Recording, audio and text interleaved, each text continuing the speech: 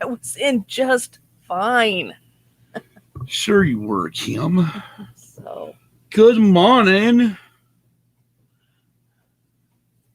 It's waiting for all the notifications and we went live. Okay, that says in 30 minutes. Oh, I'm not gonna get YouTube. why? Because I'm under. No, I'm not. Should be back under. Should be back under the right one. Oh well. Just pull up YouTube real quick. And get notifications. Gotta love this shit. YouTube. There's Kelly. Good morning from us. Around 6.5 miles away from I-84. No, 5 miles away from I-84. What? Good morning. Oh, look. As soon as I pull it up, I get chickens.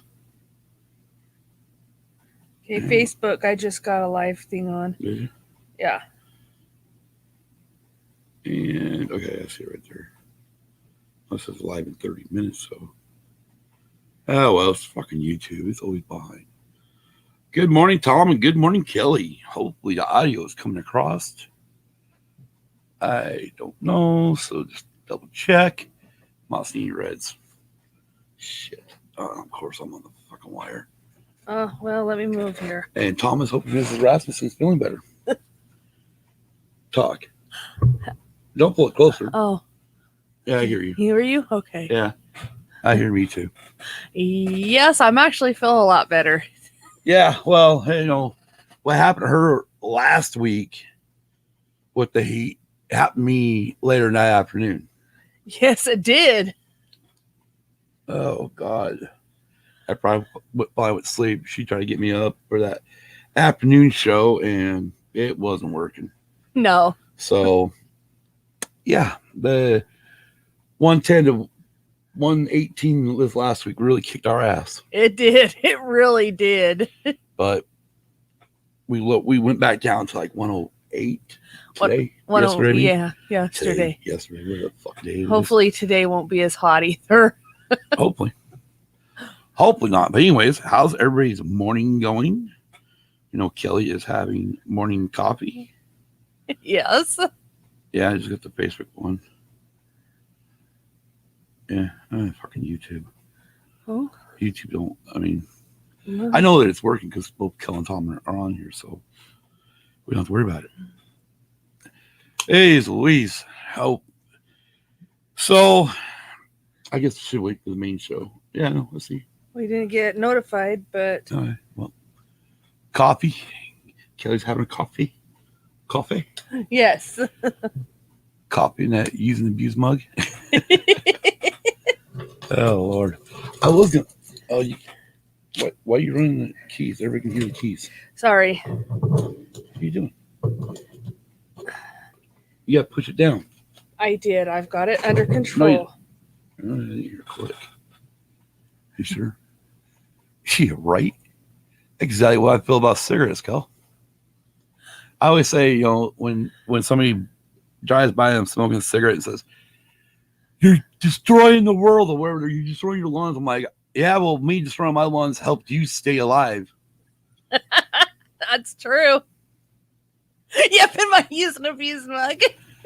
Yeah, I thought about wearing the shirt today for the show, but that fabric from those shirts from T-Block, man, they are fucking heavy. Yeah, they are. Anyways, I say we just get into this and we'll get the show started. So since this week we got Kim. Yes. And we'll talk a little bit about that once we go back into the once we get into the other side of the show. We're in the show. Okay. Not the pre-show. But the main broadcast. Got it. Yeah, the main broadcast. This is the pre-show. Yeah, I know. No, we do a pre-show and then we do the main broadcast. Got it. The only thing we don't do is an after show. That's true. Or if you listen to Jim Cornette and talk about AEW and Afterbirth. Yeah, exactly. Oh my God. I think it's funny to listen to Cornette rip apart freaking AEW and WWE. That's what I'm saying. It's just not AEW. It's also WWE as well. Oh my God. So real quick before we do go, because this is not the wrestling podcast. We don't do wrestling podcasts.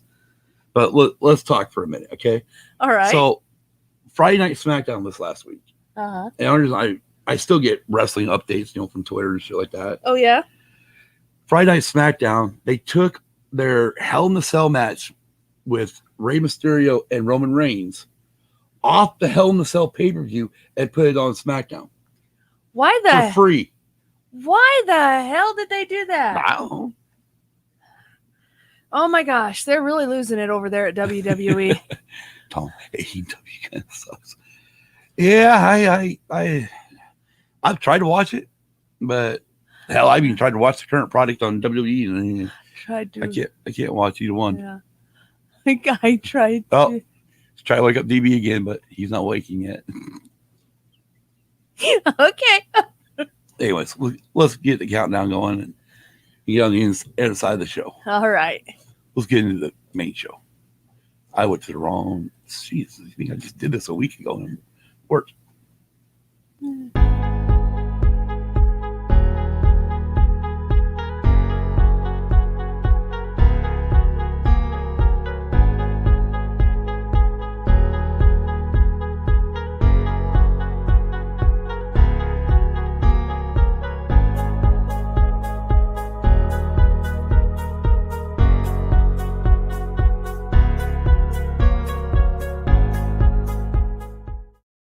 YouTube's behind. And we just come back with Kim saying YouTube's behind. Yeah, exactly. Boom, YouTube's behind. Exactly. No, it's called delay. Well, delay behind. Anyways, welcome to Used and Abused. I'm Scott. I'm Kim. And this is episode number 104. And today we're talking about the French Grand Prix. Yes. From Paul Ricard. Yes, and then the NASCAR Cup from Nashville NASCAR's return to Nashville. At Nashville Super Speedway. And IndyCar Road America. I didn't put IndyCar in there. I should have, but that was my bad. Yeah, IndyCar. Now, let's just get to the truth of the matter. Aren't we going to do all of our pre-stuff first? You mean all of our fun stuff? Yeah. All right. Well, Kim, you wanted to do the fun stuff. Let's start with fun stuff. Got it. Go for it. Let's take care of some house cleaning ideas. Things. Sounds good to me. Household chores, I guess. Yes. Podcast chores. Yes. Here we go. Thank you to our Patreons, Luna Girl, Dragon Buddy, Don Delasnooch Solski, Brady, Big Lovin', Hannah, Mikey, Brindley, and Case. If you'd like to join our Patreon, go to patreon.com. Search in the creator bar, Used and Abused Pod.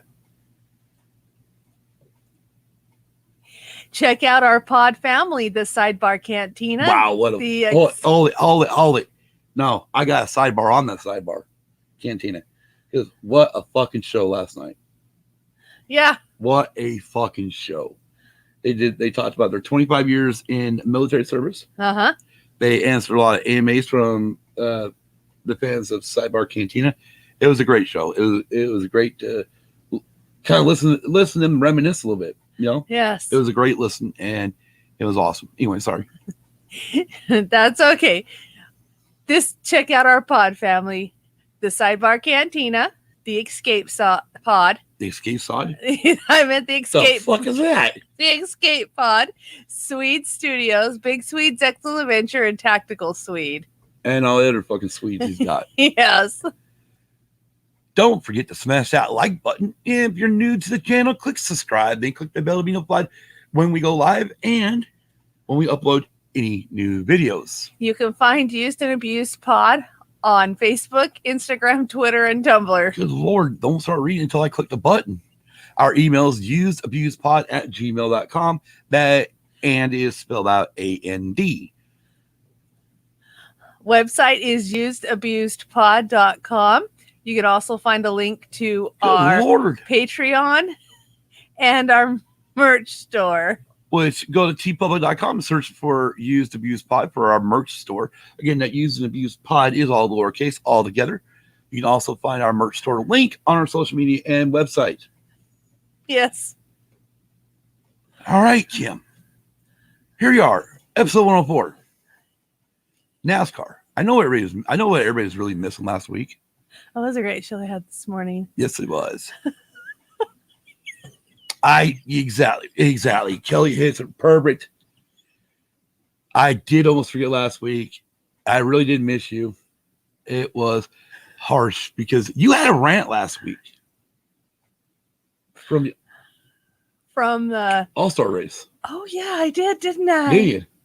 Yeah, and it kind of sucked. We didn't get your rant. No, because I really think the theme of this show now, of this episode, is will Kim rant? I mean, I think it's funny because Brady talks about it last week on the Escape Pod. I think it was last week.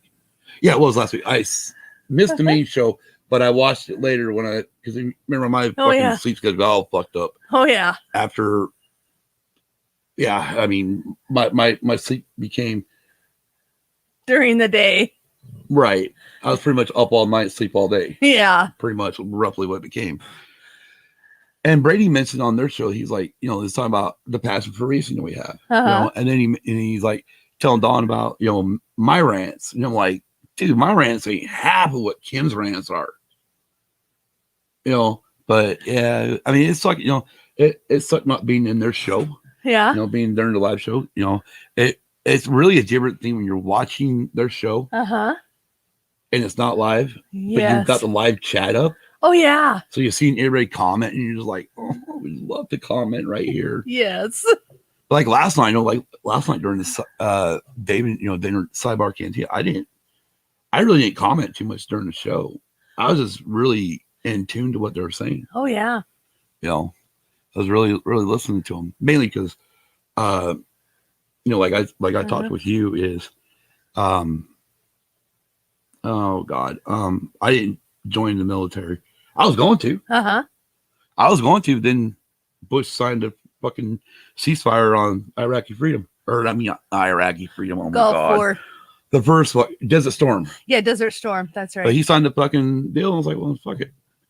And then my old man was like, well, of course, my dad's like, you need to go in. It'll be the best thing for you. I'm like, yeah. Till people like you? I don't think so. Because one thing, I was too much of a smart ass back then. Yeah. So me and drill sergeants wouldn't get along. It was definitely, Kelly, a great show. And she's just telling Jason that. So, but yeah. So we got the French Grand Prix. Yes, which... Well, hold on before we get to the French Grand Prix. Because I say last week that I didn't expect much from this race.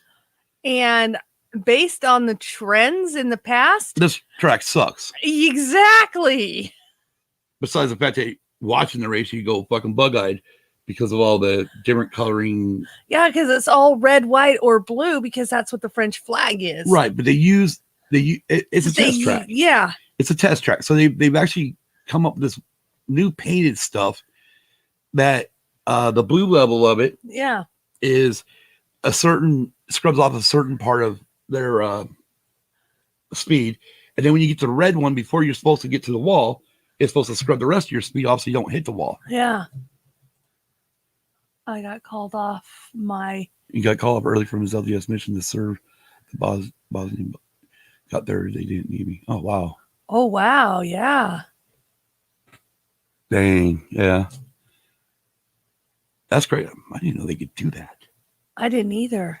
Wow. You know what? I'm going to sidebar right there because it reminds me of a funny story your dad told me. Oh, yeah. Back when he did the National Guard back in the day. Uh-huh.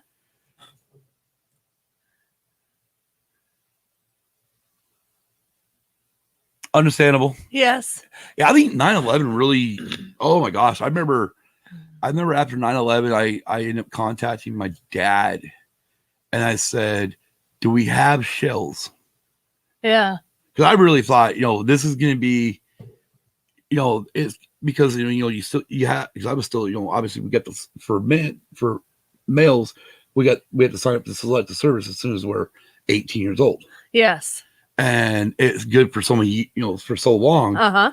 And I was ready. I was ready to take my my hunting rifle and help fight whoever the hell did this at the time.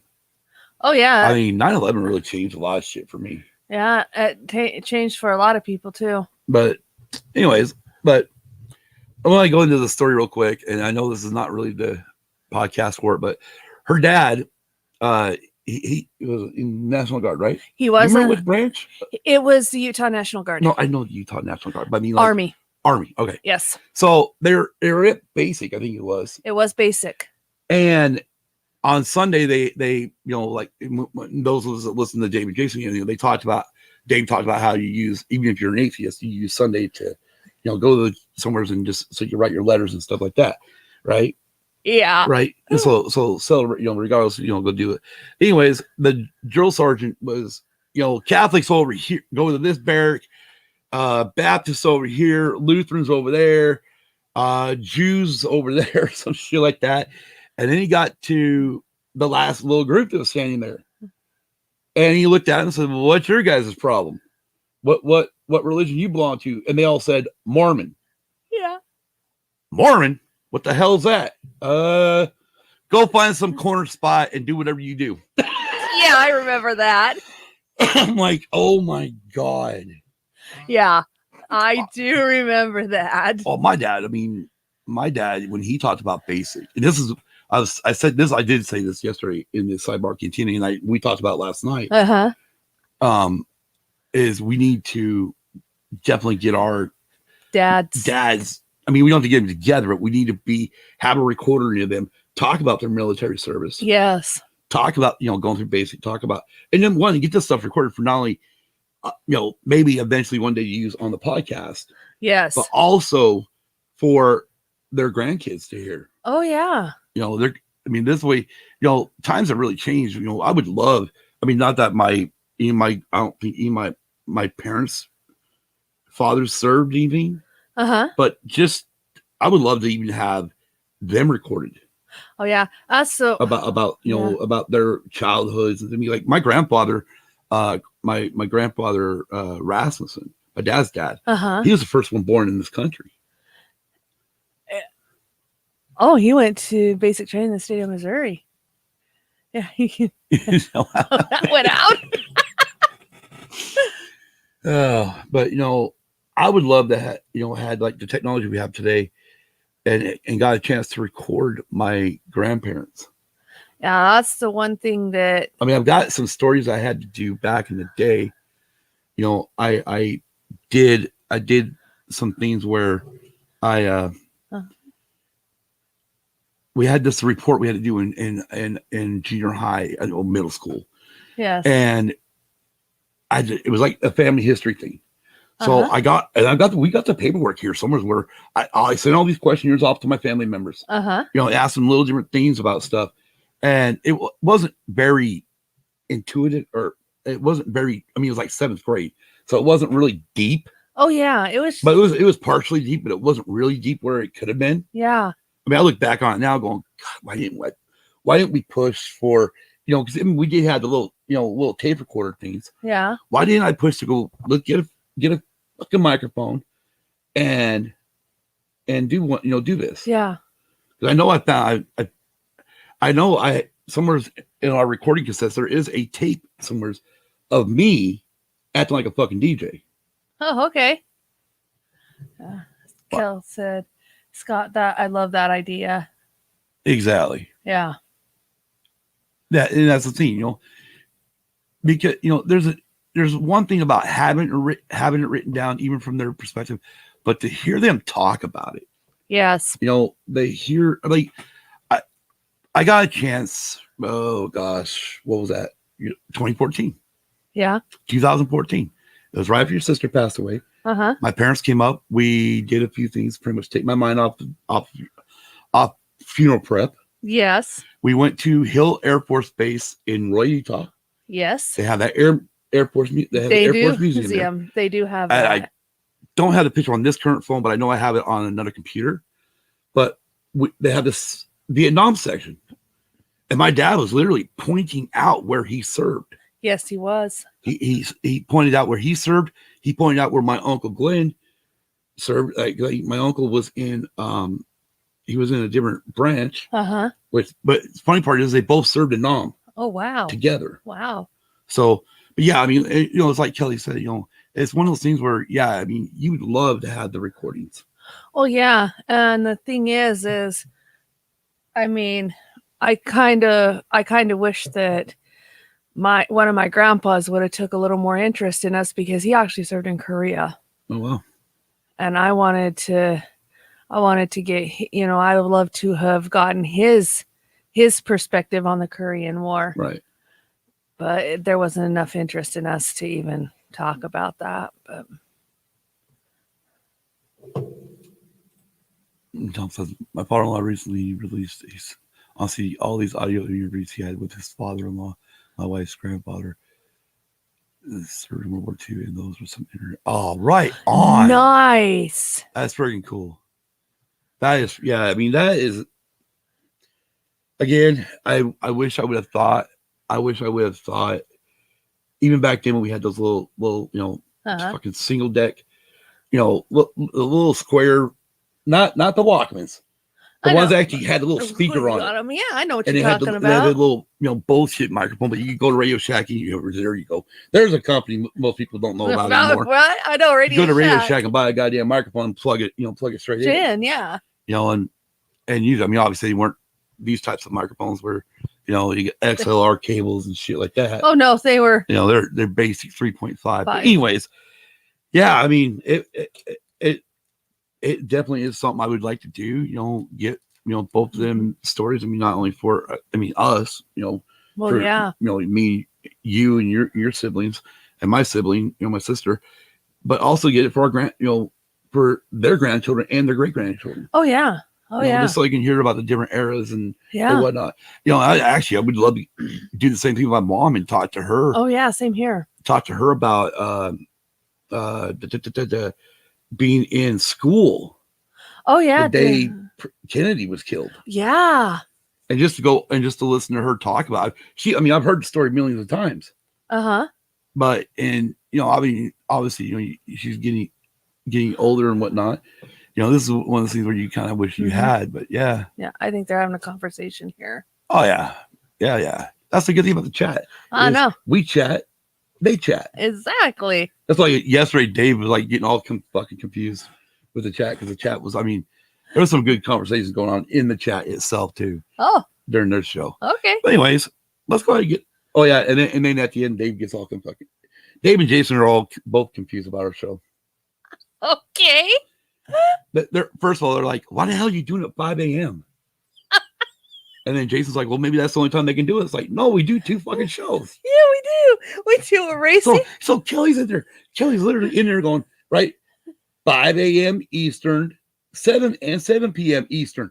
And then that's when Dave says, oh, 5 a.m. Why the hell are you doing it 5 a.m. Eastern? And that's, well, maybe that's the only time they can do it. And I'm in there going, we do 2 shows. And here comes Kelly back.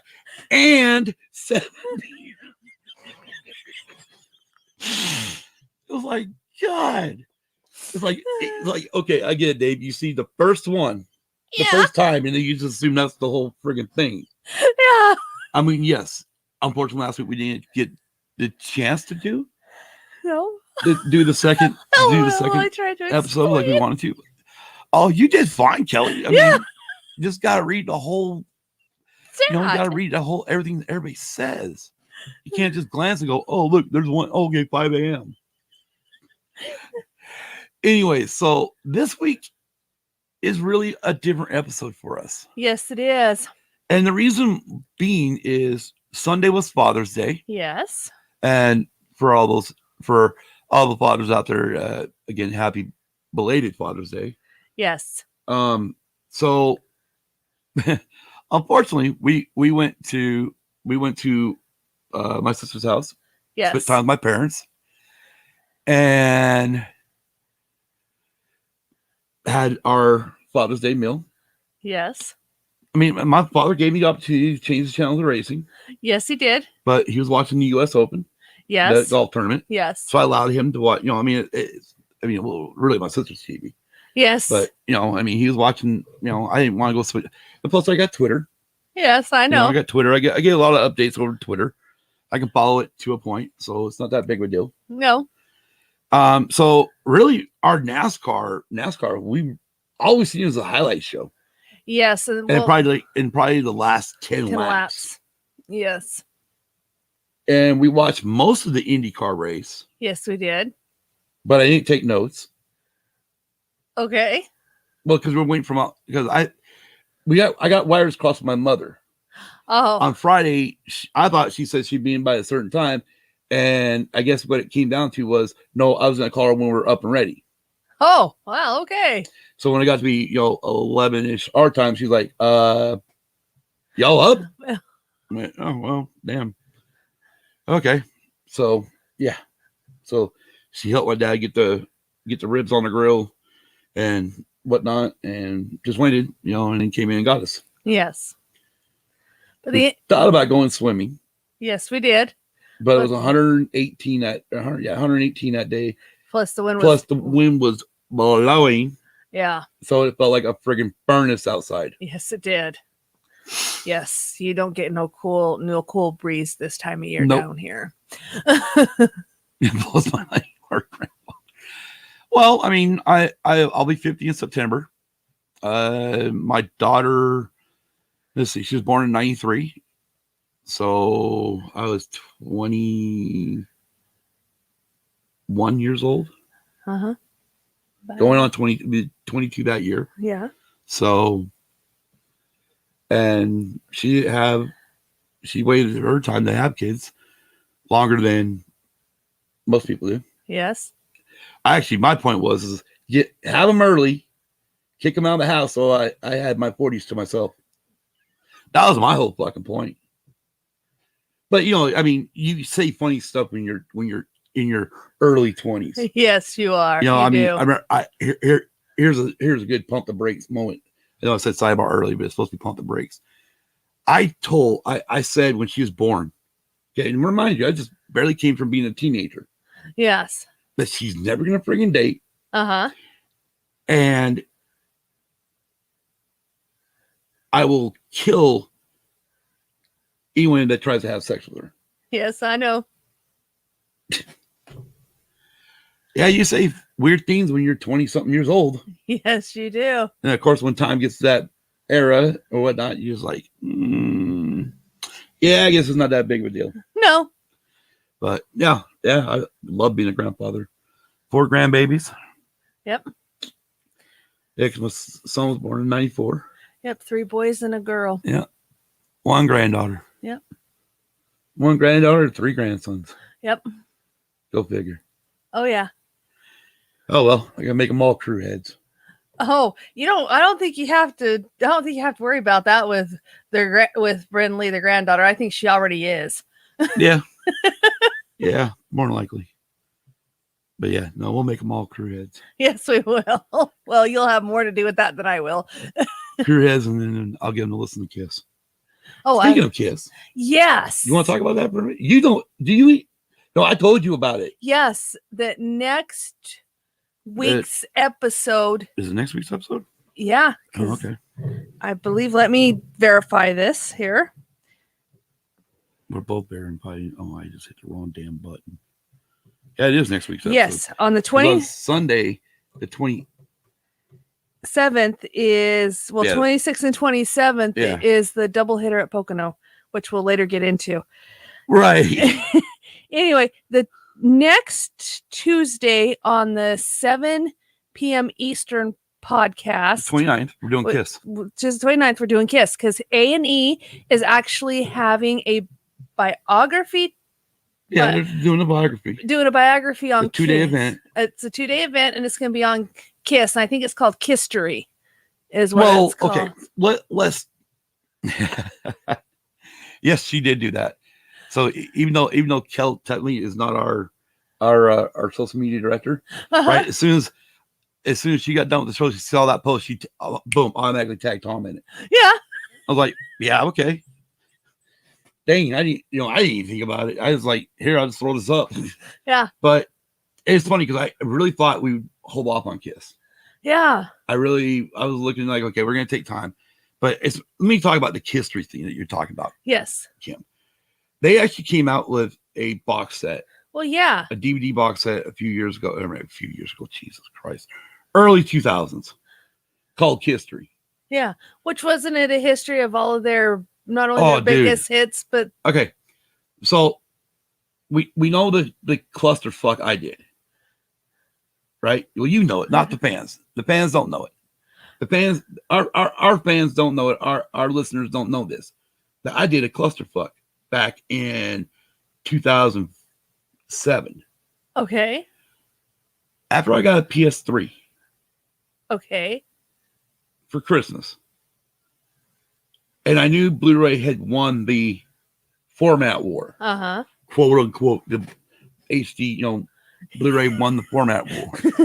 Tom loves I know he's been busting me about doing Kiss Kiss episode.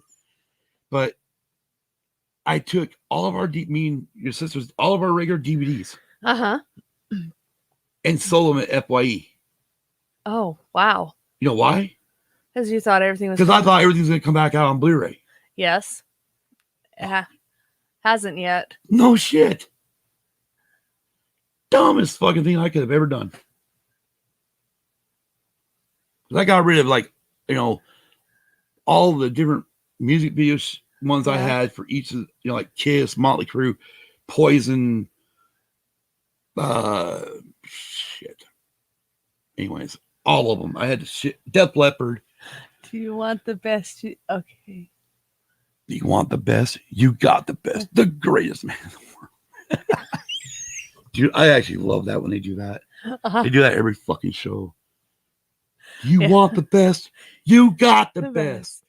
The great or the hottest band in the world, Kiss. Yes.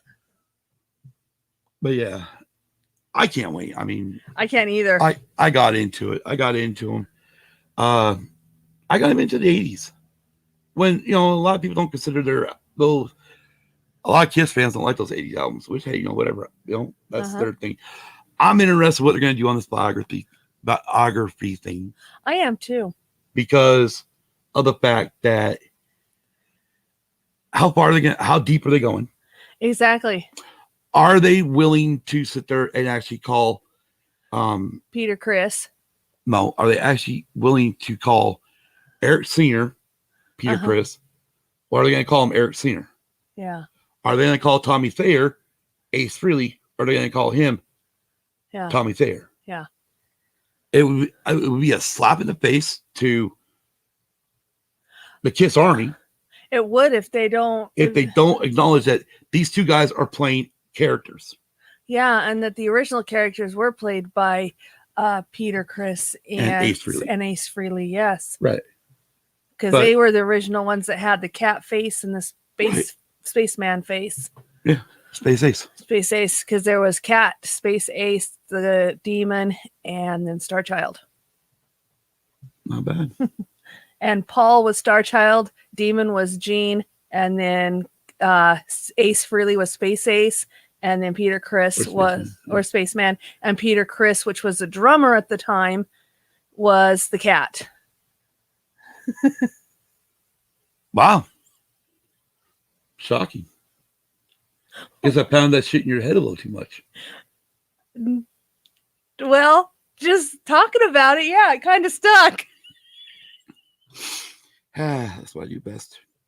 Talk about music. Anyways, we're not talking about music today, Kim. No, we're not. We just wanted to let them know about next week's episode. Yeah, I'll have to do that again tonight too. Anyways, so we didn't watch the NASCAR race. No, we didn't. We watched the last pretty much 10 laps of it. Yes. And by the time we got to it, the last 10 laps, Kyle Larson had a over 5 second lead over second place. Yes, and then later at the highlight show, we figured he dominated most of the race. Yeah. We'll get into that part of the show, the NASCAR side, because we really can't talk about whether or not Nashville Super Speedway was a good race or not. No, because we didn't watch it. And I'm not going to make a decision off a damn highlight show. But we're going to start from, obviously, your winner was Kyle Larson in the 5-car again. He's been dominating for a long time. Yeah, only about NASCAR.com on the app. They don't give you the total laps he led. Well, darn. Jerks. Second place, though, Ross Chastain. The watermelon. Watermelon, yeah. Third place was the William Byron 24 car. What? Eric Almirola was fourth? Fourth place was Eric Almirola. Wow. Same car. Fifth, Kevin Harvick in the 4 car. Ricky Stenhouse Jr., or we call him better as Spinhouse. Yeah. Number 47, finished 6th. In 7th place was Daniel Suarez. Wow. Drives the 99 car. Kurt Busch was 8th. Drives the 1 car. Christopher Bell finished 9th. He drives a 20 car. And rounding out your top 10 was Joey Logano in the 22 Ford. Gee whiz, there's some cars up there that I didn't expect to be in the top 10. Right. Now, we know like Kyle Busch was running up front most of the day. Yes, he was. I mean, I did pay attention to the standings throughout the day. And he was up there always behind Larson. Yeah, trying to fight for the lead. And I know another guy was up near the lead, but I believe he originally finished 19th. Was Chase Elliott. However, he got disqualified due to multiple loose lug nuts. Very multiple loose lug nuts, Kim. And I mean, and I just fucking pulled it. Oh my God. The hell am I thinking? Because I took a picture of it. So, and of course, I have a hard time bringing this shit up for the fans. Comes about as good as it'll come up. Anyways, I'll tell you, this is how it breaks down with lug nuts, and I have to take my glasses off because I can't see that close with my glasses on. 20 lug nuts. So that's all 4 tires. Well, yeah, that's 5 per tire. Well, yeah, that's what we have right now. Yeah, until next year, and then we got the 1 tire, and then we got the 1 lug nut tire. We're not next year yet, right? Oh, we forgot to bring up something on lap 1. We will get to that. Okay. I promise we will get to that. Okay. 20 lug nuts is safe and secure. If you have 20 lug nuts safe and secure, it says yes, no penalty. That's what the green says, no penalty. 19 lug nuts safe and secure. If you got a yes on that one, that is a safety violation, and it's a $10,000 fine to the crew chief. If 18 are safe and secure, so you got 2 loose, that is a $20,000 monetary fine and crew chief suspension for 1 race. 17 or below safe and secure, race disqualification. Yes. They had 16 lug nuts that were secure. No, I'm sorry. No, it came out as 15. Hopefully, 5 of those were not on 1 fucking tire. Hopefully. But Chase was complaining about a vibration towards the end of the race. I did read that on Twitter. I also read from Chad Knaus's statement, who was head of competition director for Hendrick Motorsports. So they felt, even though Chase's crew chief told him to come in, Chase, oh no, I'll write it out. And everybody's like, well, you just got to force them to give it. Okay. How do you force a driver? You can't force a fucking driver in. No, you can't. If they want track position and want to finish in the top 10 or wherever He was going to be 19th anyway. So. Okay, the top 20, you're not going to force the drivers to come in and lose that track position. I want to see somebody, especially under green. Yeah, under green this is the first time that actually NASCAR Cup was at the Nashville Super Speedway, not knowing that if you do end up going in under a green flag, that you're going to end up a lap down. Well, no, they knew that because of the fact that it was only like a mile track. I don't know. Anyways, one cool thing that Nashville did that I noticed over the weekend, even though we didn't watch the main race, I did watch some practices and stuff. They put down a resin.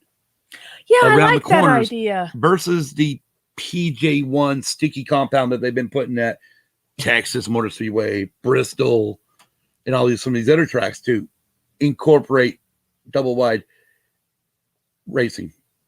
Yes. PJ1? It's stupid. It's ridiculous to put that PJ1 down. 1, it stains the track. So if it's a multi-track, then okay. And 2, the track comes in naturally anyway. They just need to figure out how to bring it in naturally. Well, I think Nashville just showed you. Yeah, exactly. You don't have to have this fucking PJ1 down. They put this resin down. They ran, obviously, a tire dragging around it because the track hadn't been used for 10 fucking years. Yeah. So the track has been sitting empty for 10 fucking years. Yeah, it has. They haven't used it. It's on.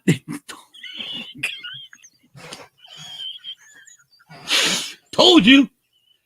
Everybody misses you.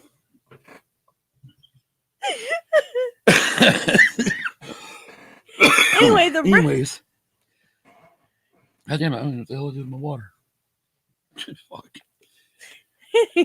Oh, Jesus. Anyway, it just proved that the resin works just as good, if not better, than the PJ1 that they decided. Traction compound. The traction compound that they put on every track, and it doesn't stain the track. Okay, but you're talking about staining the track, but you're not giving your examples of this. So earlier in the season, IndyCar went to Texas Motor Speedway. Okay. And they ran a race. And every time they would get up into the PJ1, they would lose control of their cars. Yeah, because of that stupid traction compound. Even though technically Texas hadn't been ran for almost a year. Yeah, but it's still on there it's still on there from the last year, which means it stains the goddamn track. And if they're gonna do a multiple motorsports on there, i.e. IndyCar, don't put the goddamn traction compound on there.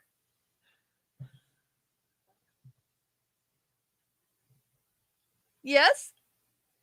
Okay. Well, you wanted to bring up, technically, the person who was going to finish dead last was Quinn Huff, driver of the 00 car, or Quinn Huff. Yeah.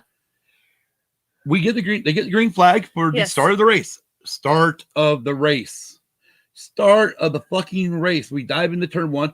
A lot of cars are swirling all around because of one. Mm-hmm. This was the high horsepower, low downforce package. Mm-hmm. So we had the 750 engine package with low downforce. However, some reason she's asked if the traction compound is that new. I think that's more than a new fucking knife. Oh God. But shit. Anyways, Quinn Huff ends up tagging the wall in turn one. Now, mind you, I think he started about 38th. Uh-huh. So the whole field went. I mean, we finished fucking lap one. We already got a car dead set hard into the wall, and there goes a tire, which I have an issue with that too. Well, we're going to talk about that because that morning they qualified. Yeah. So they qualified on those tires. And as far as I know, this is an F1 where they take off the fucking tire and put them back in the blankets to warm them up. That's a whole other issue. Oh, God. When we get to the Oh, Jesus Christ. Here comes another rant at F1. That's F1. Okay. So we don't have tire blankets like F1 does. No. To keep them nice and warm and cozy and ready to race when they're ready to come out of the blankets. No, we don't. Even after they've qualified on them. No. So those tires should never came off the car, right? No, they shouldn't have. So, of course, I look on Twitter as this is happening because Jeff Gluck and all these reporters are putting it out there about Quinn Huff reckoning that this tire came off. And some fan says, so I obviously see that the Quinn Huff team is practicing the one lug nut. Yeah, the one lug nut. One lug nut thing. Yeah. I was like, oh, damn. However, somebody in that team needs to get fired. Yes, they do, because how the fuck do you not go around and torque them fuckers down to make sure they're on? Exactly. I understand what happened to Chase Elliott happened because of a piss stop, which we know you're trying to get you're trying to be in there as quick as possible, in and out quick as possible, as fast as you can. And sometimes when it happens, a lug nut does get left loose. Yes, but the difference is like you said, they qualified on this set of tires. Right. Every lug nut was at one time tight. How in the hell did the lug nuts come loose, and why in the hell did they not check him before they released him to go out to the track? Made sure they were torqued down. No, that's the thing you don't understand, Kim. Okay, they qualify, right? Then the teams push the cars back to either the garage area or back to where the haulers are parked, right? Exactly. And then before they race, they push them back out. Exactly. How did the lug nut go from being tight to loose to where the problem was it tight in the first place? Exactly. Why was it not checked? But then again, if we're inspecting these cars for loose lug nuts at the end of a race, why don't we do it at the beginning? Why isn't NASCAR doing it at the end of qualifying? Exactly. Or like you said, even at the beginning of the race. Because F1 will randomly say, okay, you're on the scale, and they'll randomly weigh these cars. Why doesn't NASCAR line up the car from where they qualified? Oh, fuck. There's my fucking rant. I'll let you go here in a minute. No, because we're not the F1 yet. Okay. Why does not NASCAR, once they're solidified on qualifying positions from pole position back, line every one of those 39 cars up, go through and make sure every goddamn lug nut is tight? If it is not tight, then fine the team. They fine them after the race, fine them before. Fine them, hell.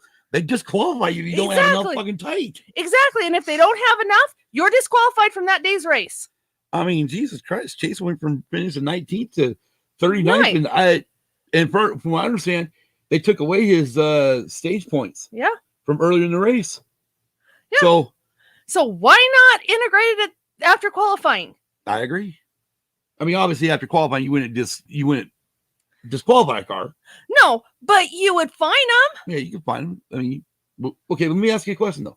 Because in the NASCAR rulebook, it says, obviously, the rulebook says this, and this for pre-race or after the race.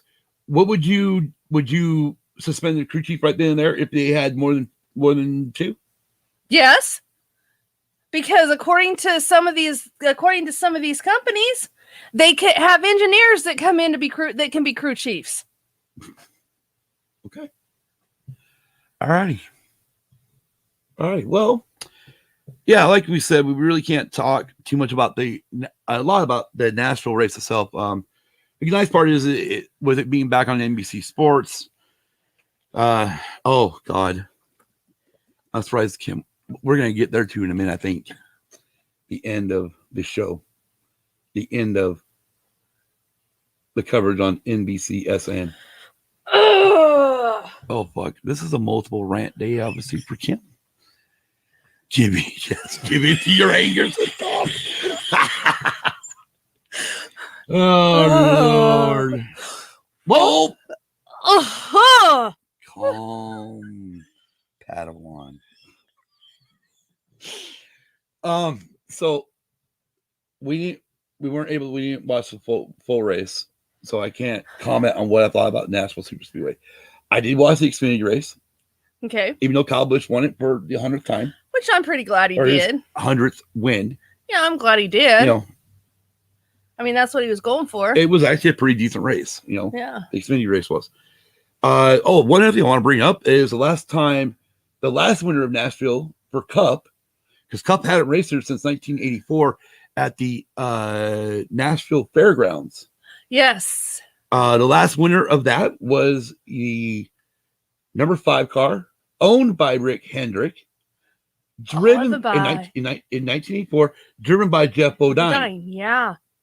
Now, how ironic, 1984 to 2021, we go back to Nashville to a new speedway, a super speedway, and the car that wins is the 5 car by Rick Hendrick.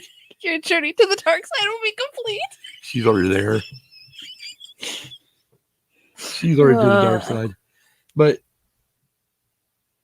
yeah, the number 5 car wins again. Obviously not with Jeff Bodine, because Bodine's a fucking pace car driver now. No, that's true. So we get to the end of the race. Obviously, Kyle takes the checker flag, does a sweet burnout for all the fans on the front straightaway, and comes back and they interview Kyle Larson. and he gets done with his interview, and we're waiting. So we're waiting for like the Ross Chastain's interview. We're waiting for obviously Chase Elliott interview, the Martin Truex Jr. interview, the Kyle Busch interview, the Hamlin interview, and then Rick Allen pipes up and says, "Well, we'll see you next week at Pocono. Stay tuned for the NHL Stanley Cup playoffs." Why in the hell? Hold it. First of all, we were not on regular NBC. We were on NBCSN, the sports network. I understand that. Okay. All right, Kim, go for it. Why in the hell do you not, one, interview the winner of this race because they hadn't No, they didn't interview him. They just didn't show him getting to the guitar and stuff. And oh, that's the other thing, too. They received a fucking Les Paul guitar as a trophy. Why did they not show that? Why did they not show? Because it went over time. I don't care if it went over time. You show the interviews for the drivers. You show them getting the guitar. You show them doing number one with the pictures. I'm sorry, NHL hockey is not something that many people are interested in. I mean, why in the heck do you cut it just for a NHL hockey Stanley Cup finish? But they're just starting the game. It was the Vegas. I understand it was the Vegas Knights. You still don't cut it. You still show the interviews to people watching this of the drivers. Get their point of view. By the way, Tom says NBCSN sucks. Yeah. They played a few Bronco games. They do suck. It just irritated me. Okay, but here's my thing. Okay. I'm going to cut you off here right now because we already had the cops in our neighborhood once earlier this evening. We did. Well, I really don't want them back. Just, it is, oh my God, 30 in the morning here. 2:52. 3:52 in Idaho. Yes, I know. All right. But let me just cut you off for a minute. Oh, fuck. What I don't get is, I understand they got a contract with NHL. Okay, I understand that. They've got to cut it. Obviously NASCAR went over what NBC planned. I understand that. But here's my thing. Why don't they do like Fox does? Okay, what do you mean like Fox does? When it's on Fox, they go to FS1. Exactly. But when it's on FS1, Fox don't take it to nowhere else. Anyways. But here's my thing. You have Peacock.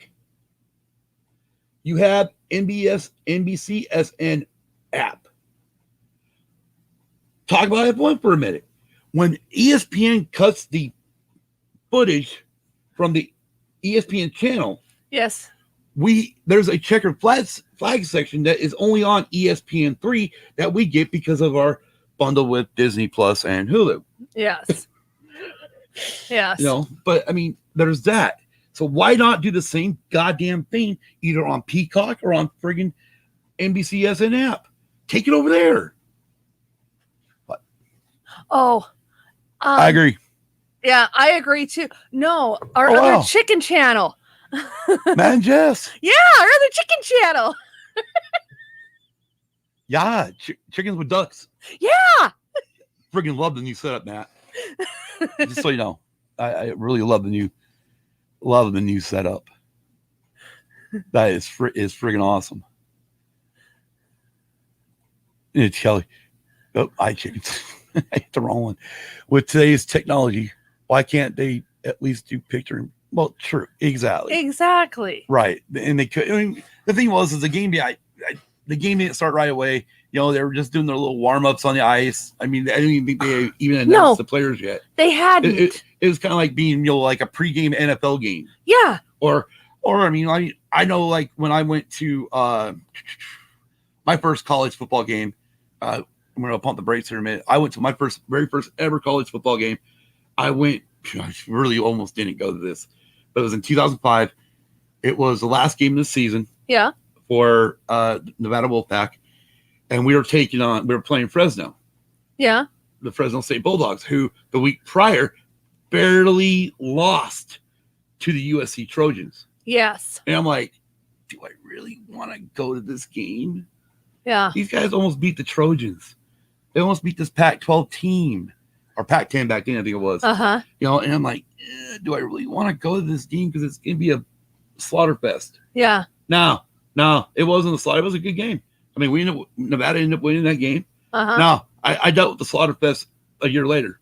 Oh, okay. But it was cool because it was really cool because, oh God, I mean, we got our asses kicked by, also Fresno. we the next year, my grandfather, he's a huge, big Boise State fan. Yes. And he was living with my mom and dad. So we're all planning this big old freaking get together, coming up, and so that he can go to a Boise game in Reno.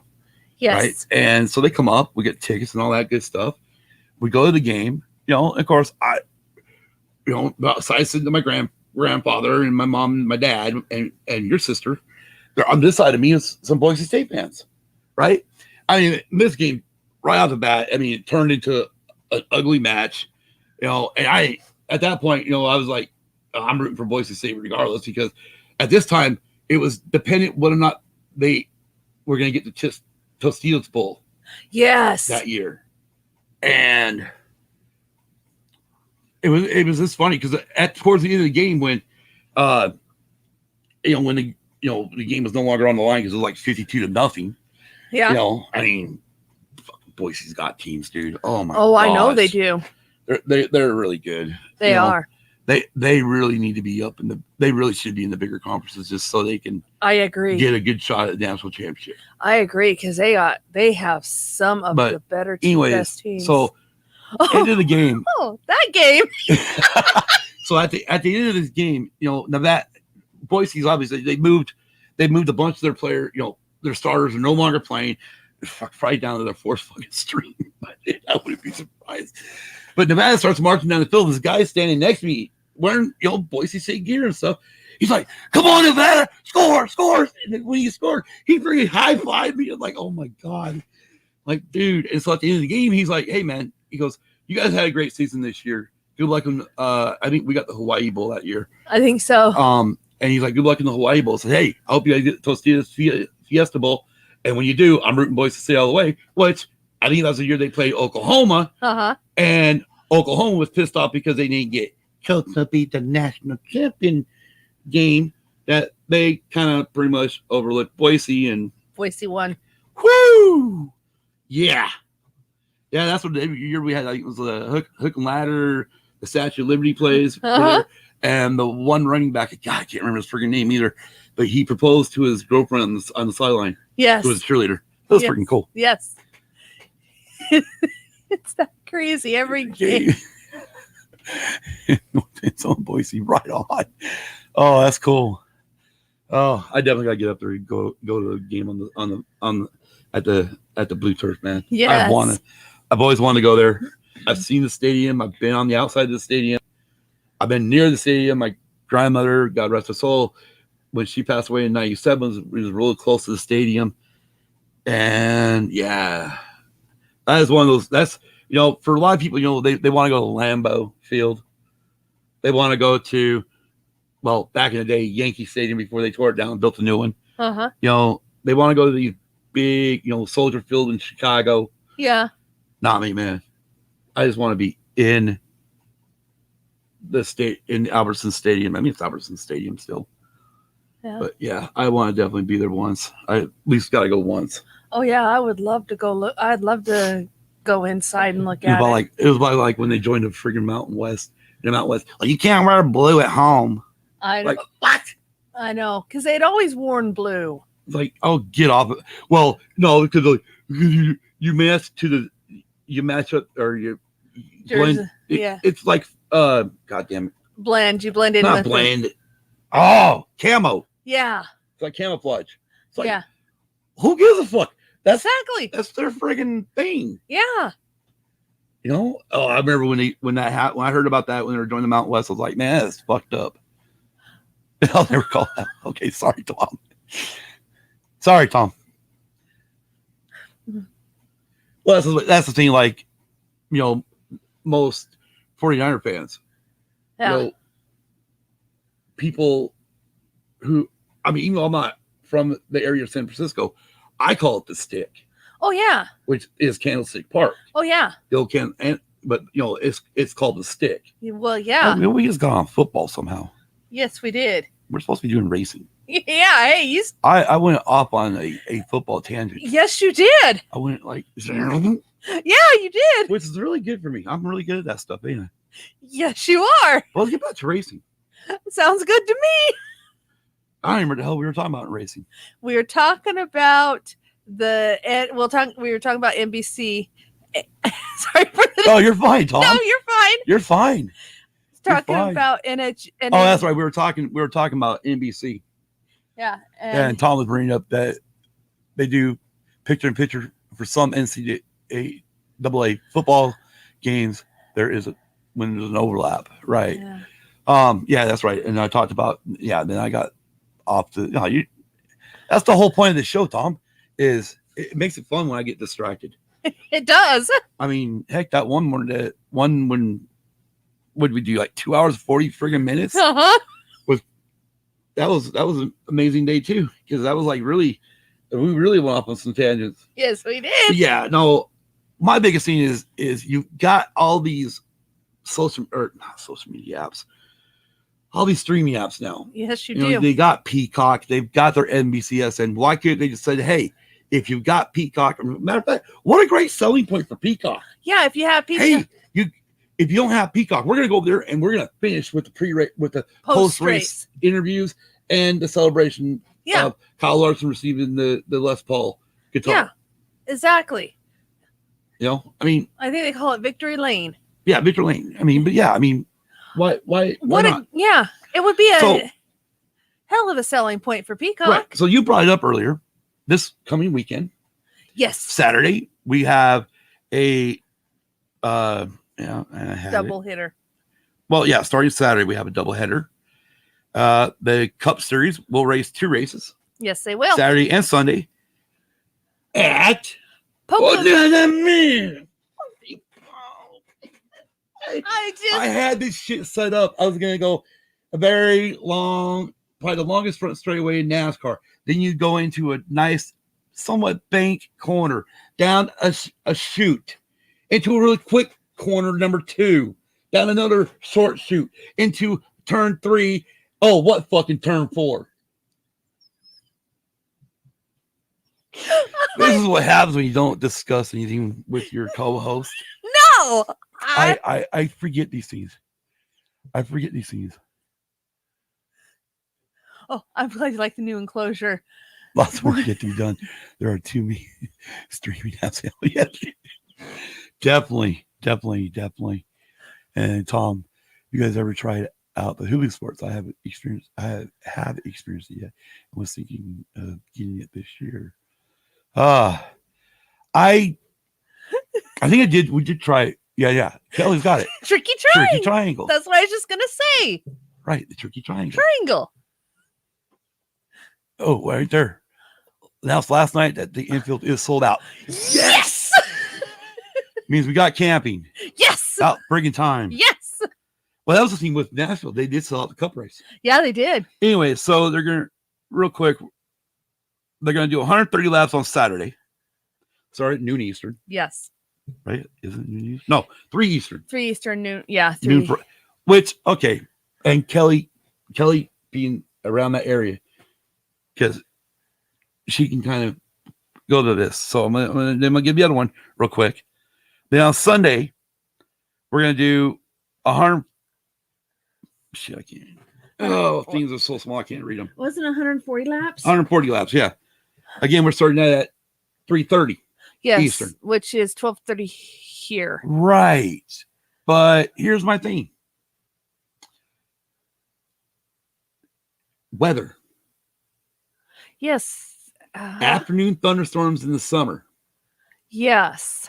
I mean, they had a heck of, I mean, during the Sidebar Cantina show, to pump the brakes and Sidebar for a minute on us, during the Sidebar Cantina show last night, Kelly was talking about all these freaking thunderstorms blowing through their area. Uh-huh. And I kept, because obviously with M&J's Happy Hens in here, I do have both, like, Joe. I've got an idea where Joe did it is at in New Jersey. I've got a pretty close idea where that location is at. And I kind of run with both of them on my weather apps. Also, just to get noticed, just so I get notified when some bad weather's coming. Because, I mean, goodness gracious. I mean, what was it last year? Yeah. I mean, to pump the brakes again and talk about chickens for a minute. On Joe Ditt's channel, our New Jersey chickens, they had that flood. Yeah, they did. That was crazy. What'd Kel say? I didn't get tickets this year. My daughter is flying in from Michigan from the Escape Pod's neck of the woods. Nice. Yeah, we had some boomers last night. It's thunderstorm season. Oh, yeah. And Tom's asking how was the storms. Yeah. But yeah, I mean, so last year, and I'm pretty sure Joe did it's close to Swedesboro, New Jersey. And last year they got hit with a major thunderstorm. I know. I mean, I was asleep during it. You were watching it live, and literally the floodwater came up where all the chickens got up on their roost. Yeah, they did. And the water, I mean, luckily, I mean, obviously Joe, and just like, Matt from M&J and Jess, I mean, they're all great people. I mean, they friggin', they I mean, these animals are their family members. Yes, they are. I mean, if it wasn't 120 degrees out here, I would have a chicken coop. Oh, I know. With cameras and set up and live camera feed on it. Yes. I mean, the good thing about with M&J's Happy Hens is they're trying to get up to that next level. Yeah. So they can do the feeder. Yes. The electric feeder. Yes. Type thing like Joe does it on his channel where, you can pay, $1.09 or whatever, 99 cents, whatever the heck, or $1 to feed the chickens their feed. Yep. Or you spend $5 and you feed them popcorn and feed. Yeah. Feed Athena. Right. And okay, that's not Joe's. That's Matt's and Jess. That's right. Matt and Jess's chickens. Athena omelet. Oh, here we go. All right, put her on the spot. There's Athena omelet, Rhonda pimento, pinball, and they call her. It's the other. It's Tilly, because they call her Tilly. Or Millie or something. The weather dropped from the 80s into the mid 50s, but I don't think we will have any thunder or lightning today. Dang. That's from MJ. Yeah. Happy Hens, and then crazy wind, constant lightning, no hail damage. Or trees good. Down on my property. Thank God. That's what Kelly said. And then she says, DB wants chickens. But we have bears, foxes, coyotes. I even saw a mountain lion last year. Wow. Oh, wow. Yeah. Yeah, that's yeah, you guys are kind of really up there in the woods. Yes. Oh. But yeah, so yes, the NASCAR race is NASCAR's next race will be at the Tricky Triangle, Pocono Raceway. Hopefully it'll be a good race. Excuse me. It's always a great race at Pocono. That's true. It is. I just want to know who's going to go slam into the wall in turn one. That's true. I've always loved the Tricky Triangle because of the fact that it is 3 turns. Yeah. Well, who knows? It could be anybody. Yeah. Anyways, that pretty much wraps up the NASCAR section of this show. Yes. Really haven't got any silly season news. Nope. Which is kind of interesting. Well, a lot of it's not going to come out right now. True. So let's go to Road America. Oh, man. What? Just what happened at the very end with Newgarden. This is in Elkhart Lake, Wisconsin. Yes, it is. I had to look because that's the only thing I don't know is like where. Got cougars here all the time. Wish I could legally shoot them. Woo.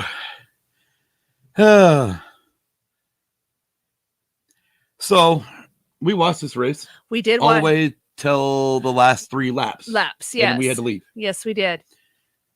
Which then by the time we got my sisters, I checked the friggin' leaderboard to see who won the race, and about had a heart attack when I found out that the guy leading the race with 3 laps to go did not win the race.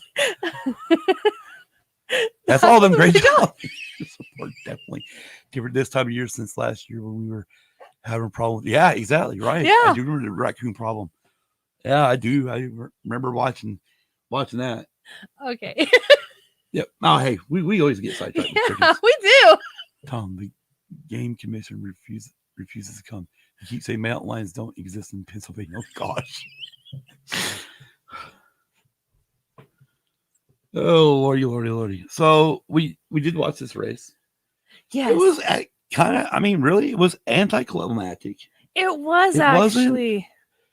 It was until the very end.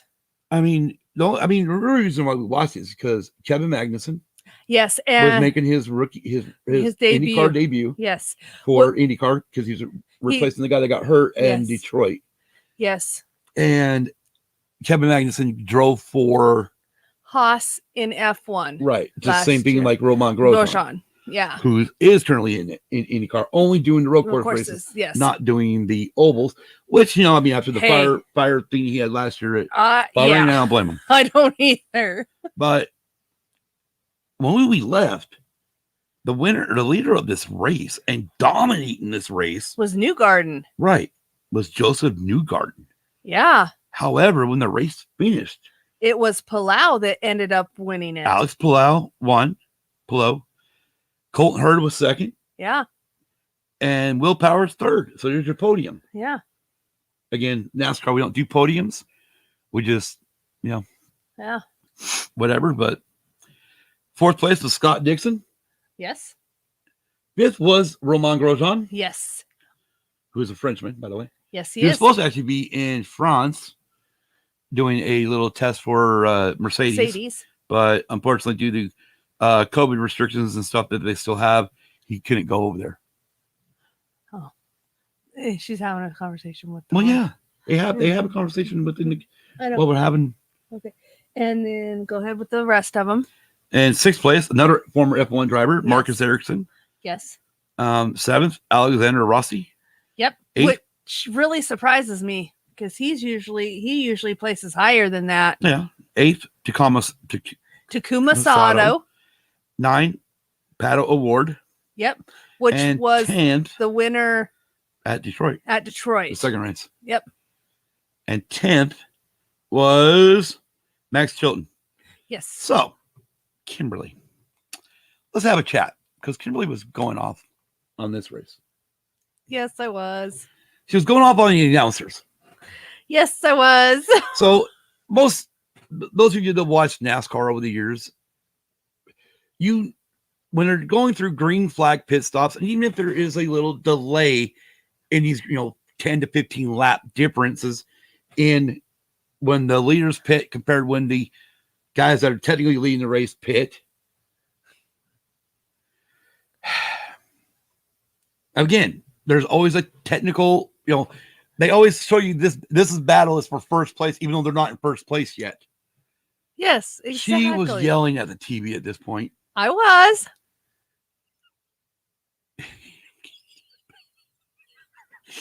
Oh Lord, they're talking about the mountain lions. But yeah, she was not happy that they kept referring to Joseph Newgarden as the race leader when he was like 4th and 5th place. Yeah, and I'm trying to explain to her, these guys still have to pit in front. Well, who says they're going to pit? Who says they're not saving fuel?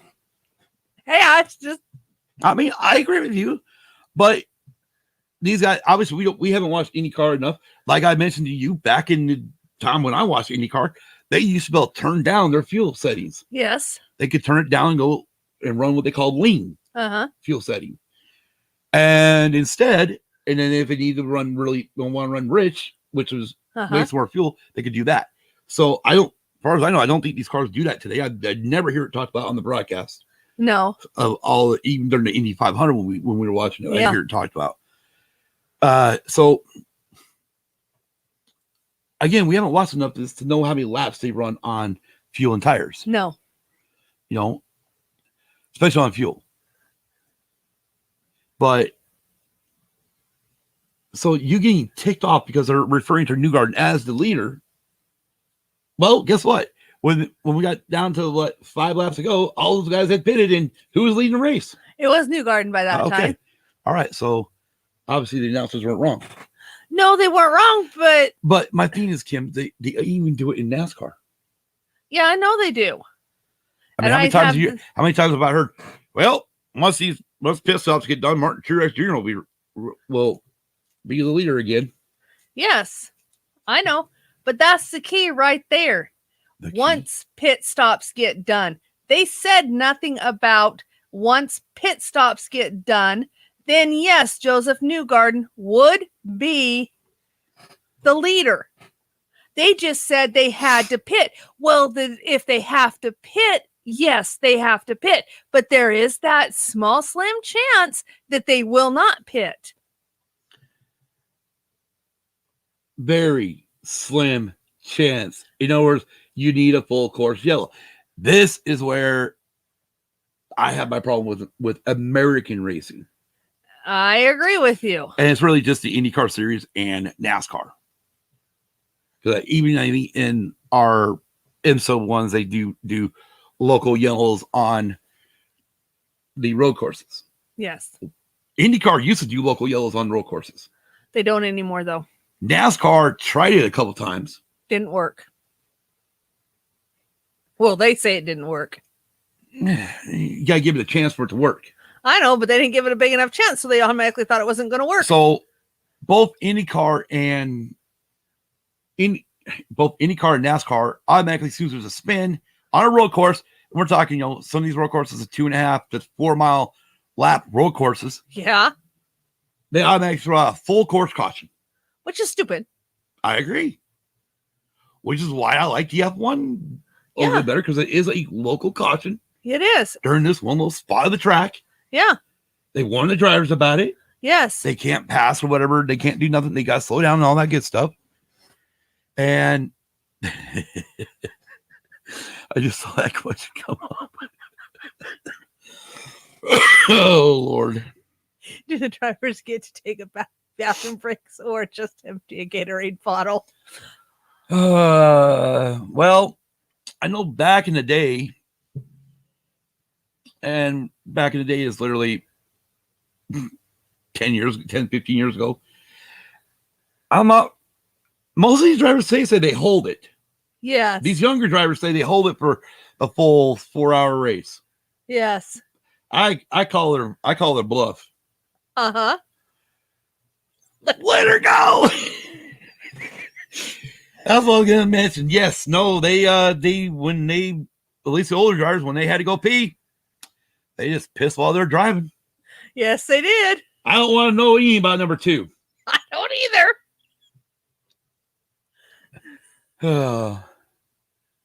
Bullshit.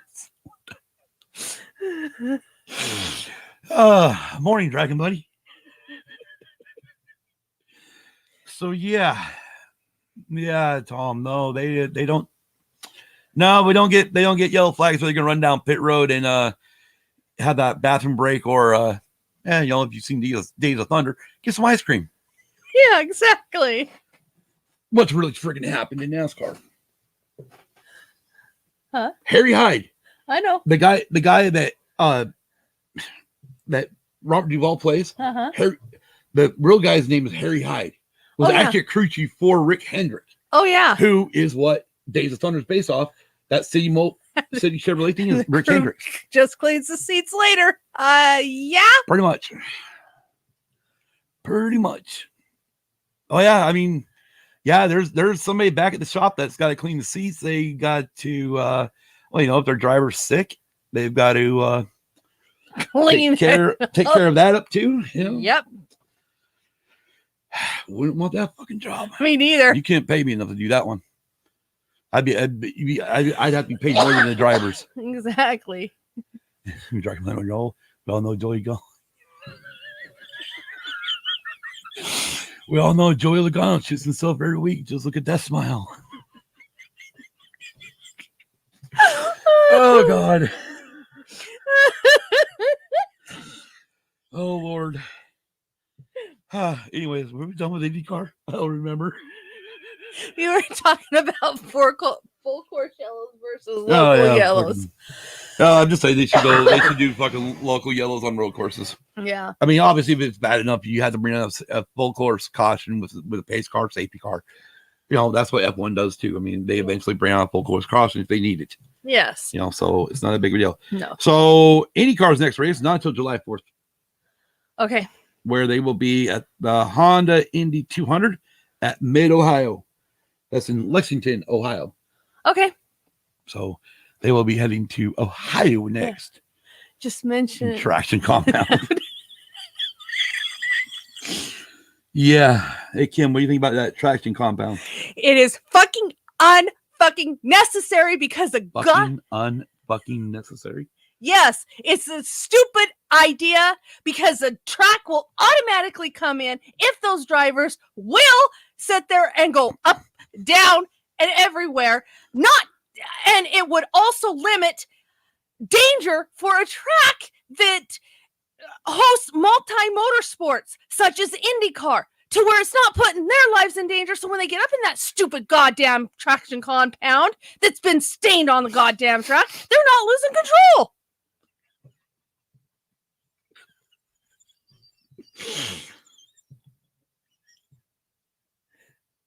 I really think we should just do a damn traction compound episode. Fuck. All right, can we get to Formula One? Yes. Can we get to the French Grand Prix? Yes. The only race we actually totally watched from start to finish. That was interesting, though. Well, yeah, but it wasn't the plan. We were supposed to watch the NASCAR race, but like we said earlier, Father's Day got in the way. So let's actually talk about the actual race. Yeah, he made Tom.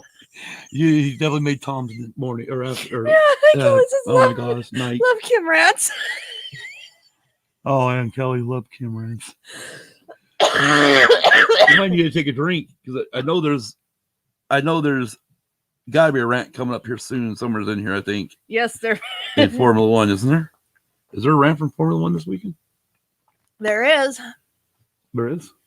Mm-hmm. I know I said I had one. I just totally forgot what the hell it was about. So I guess I'm not going to do mine. Because you asked me a question and. Okay, well if you remember, fine. I remember. All right, so we're at the French Grand Prix. Yes. This track is the Paul Ricard circuit, which before this has really put on some shitty racing. It has. It really has. And it's not one circuit that neither one of us looked forward to watching. 5.842 kilometers in length. They run 53 laps. It was built in 1970. First Grand Prix held there was in 1971. Good fucking year. Yes. By the way, I know. Just want to let you know. Oh, I know it was a good year. Race distance is 309.69 kilometers. A lap record set by Sebastian Vettel in 2019, that was driving for Ferrari at the time, was a 1 minute 32.740. Yep. So that was the doohickey there. But let's see real quick. And qualifying real quick for Q3, Max Verstappen set on the pole with a 129.990. Yes. Not sure what his the lap record okay, well there you go. No, wait, that ain't right. They don't show the lap records. No, I don't. I know I got the fastest lap though, but I don't think they ever beat the track record for lap during the race. All right, well let's get into this. Okay. Let's start with our top three, the podium finishers. Verstappen first, Hamilton second, Sergio Perez third.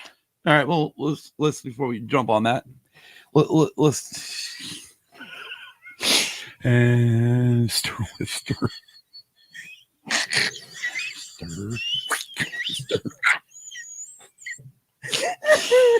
Oh Lord, I have come to love Tuesday mornings at dawn. A perfect way to end my day. Yeah, we try. So let's start with Red Bull. First and third.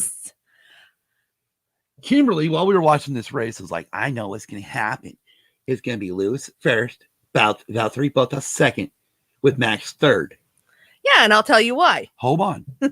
So we start the race. Yes. They dive into turn one. Yes. Max loses control coming out of turn one. Car shimmies across, Mhm. loses the fucking lead because he had pole Yes. position. And now he is second place to Lewis Hamilton. Yes. And I kept stating that he was not going to beat Lewis. Right. So as we got closer to pit stops, Yes. Mercedes jumped, or actually, look, Ferrari pitted Charles Leclerc early. Yes, they did. And then 3 laps later, Daniel Ricciardo for McLaren pitted. I mean, Yes. obviously, we're kind of mixing around here real quick. We're supposed to be talking about Red Bull, but just kind of giving you an idea. When he pitted, he came out behind Charles Leclerc, where they call it an undercut, because Yes. one guy went in first behind this guy, and then when he came out, he's ahead of this guy when this guy pits. So it's called a Greener during the race. Actually, I've thought about that. That's the problem. I've actually thought about, God damn, how can I take this camera, move it over on the big screen, bring your fucking microphone over, and just go live. Yeah, I know. I won't even have my microphone. I won't say a fucking word. They can just see my face or reactions while we're watching races. Yeah. Oh, God. I would go off. Problem is, I don't.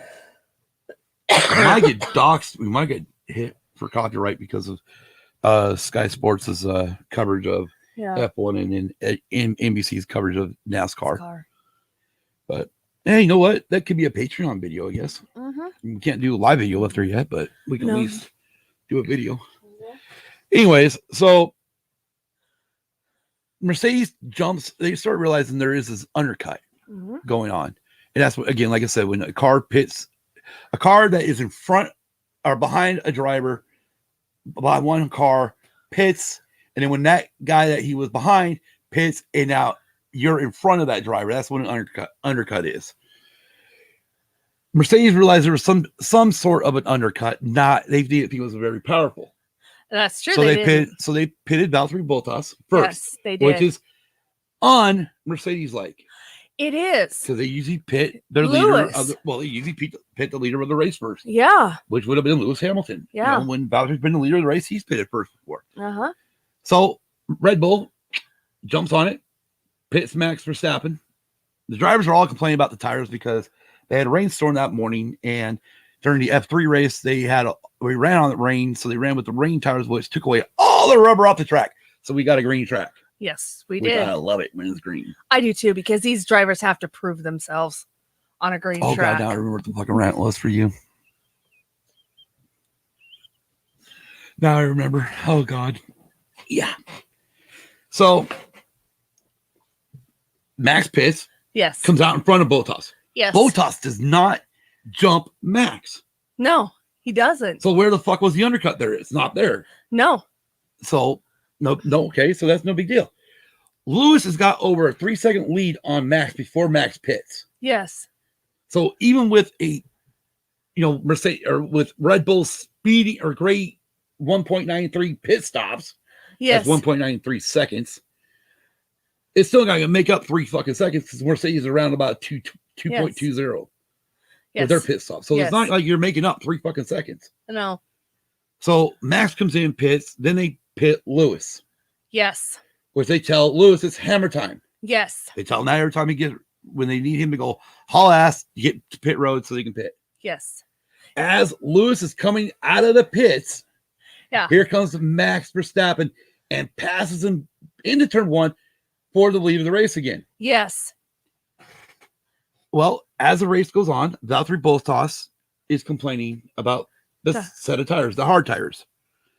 And at this point, he is mentioning, he's thinking it should be a 2-stop race. Well, I don't remember how many more laps went by, but then Red Bull decides, screw this, we're going to pit Max. Yeah. He's complaining. If the track is, let me bring it up. The track is slippery. Isn't there some sort of, shit. Not for F1. Not in F1, Tom. Not in F1, no. Not in F1, no. We actually just run the track to bring it back in. Yeah. We let the tires rubber the track up like you're supposed to. Yes, that's the one thing I like about F1, except for the tire compounds that Pirelli's brought for the last 2 for the last 2 races. Okay, now she's talking about the tire makeup, not compound traction no compound. tire makeup. Tire makeup. Well, we're not going there right now. Okay, well, hold on. That was Baku. This is the French Grand Prix. It was the same thing with the French Grand Prix, though, because those drivers were telling their engineers or whoever they report to. No. Right. They're saying it was a 2-stop race because the tires were getting ate up. That's what I'm saying. And that's not Pirelli's fault. No. Okay, so it's not Pirelli's fault. But still. That's what we want. Yes. That's part of fucking NASCAR's problem right now. The tires don't degrade. The tires don't fall off. I understand that. The thing is if it's a 2-stop race, why in the hell didn't they listen to their drivers at Mercedes and make it a 2-stop race? I don't know. Maybe the fact they have a bunch of fucking engineers who got college degrees. Yeah, and they want to keep their championship hopes alive. Kim, hold it. Time out. Who's your fucking favorite driver in F1? It's Max. Who's he drive for? Red Bull. What do you give a fuck if Mercedes goes for a 1-stop race and not listen to the drivers? I mean, seriously. Yes, true. I mean, it'd be the next thing, like you're telling me that, well, you know, if Tom Brady beats my Patriots in the Super Bowl, I would be happy for Tom Brady. The thing is if it's a 2-stop race, to make it a race, they should have considered doing it. Because by the time first and second got together, third was way behind. Okay, so but Perez did a 1-stopper. That's because he got third. That's because Perez is a genius at saving his tires. Okay, so they pit Max for a second set of tires, put them back on the mediums, which is a reversal of what Mercedes did in Spain. Right. When Max comes out, he's 18 seconds behind Lewis Hamilton. Yes, he is, and I still stated that he was not going to win the race. With a lap and a half to go in the race, he catches Lewis Hamilton. Yes. Passes him on a DRS, which is drag reduction system. Yes. Straight away, takes over the lead, and then sets sail. Yeah, I understand that. And yes, he's my driver. I'm glad he won. You should have seen the fans. They just went totally bonkers when he took the lead. The thing is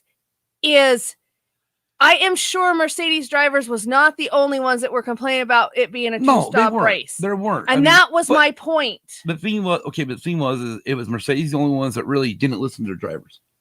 I'm sure the whole entire field didn't. And the only reason why Red Bull even pitted Max twice is because they were going to see if they could throw the same strategy at Mercedes that they threw at them in Spain and see if it worked. Isn't that what fucking racing is about? Yes, and it worked.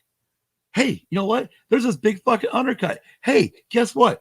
The track is more rubbered up. Yeah. Hey, guess what? The tires ain't going to wear out as fast because the car's not as heavy. The track has got more rubber on it, so it's protecting the tires a little bit more. Yeah. Why the fuck not throw on those fastest tires? Exactly. And throw into Mercedes' face what they did to Red Bull at Spain. Okay. So, Red Bull finishes, Max Verstappen finishes first. Uh-huh.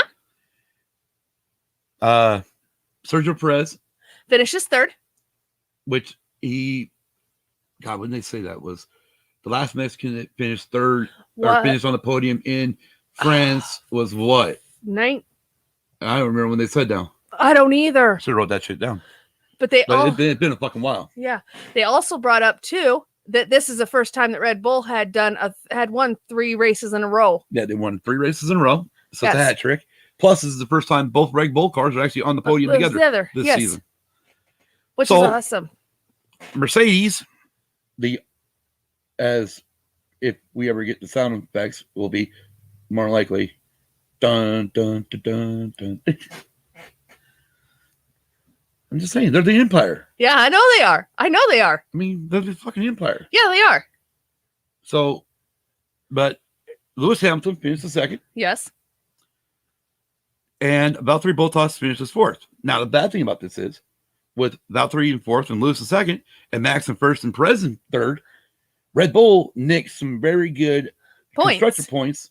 Yeah. And Max takes a huge lead in the Drivers' Championship. Which doesn't pay any money. It's all about the constructor championship for F1. Yeah. So let's get down we'll go down the line real quick. Maybe we're kind of running longer than I thought we would. In fifth and sixth place, we have both McLaren cars. Yes, Norris and Ricciardo. Lando Norris finished ahead of his teammate Daniel Ricciardo. Yes. In seventh place, we have Gasly. What the fuck is his first name? Pierre Gasly. He's another Frenchman. Yes, he is. He drives for AlphaTauri. Yep. Eighth place, Fernando Alonso. Which is good for him driving for Alpine. Yep. In ninth, we have Sebastian Vettel. Which is good for him, too. And behind him, his teammate, Lance Stroll. Which is good for that team because they actually scored points. They got double points. They got 3 points. Yeah. Everyone out of the points includes Carlos Sainz for Ferrari. Bad fucking day for Ferrari. Bad day. Ugly fucking day for Ferrari.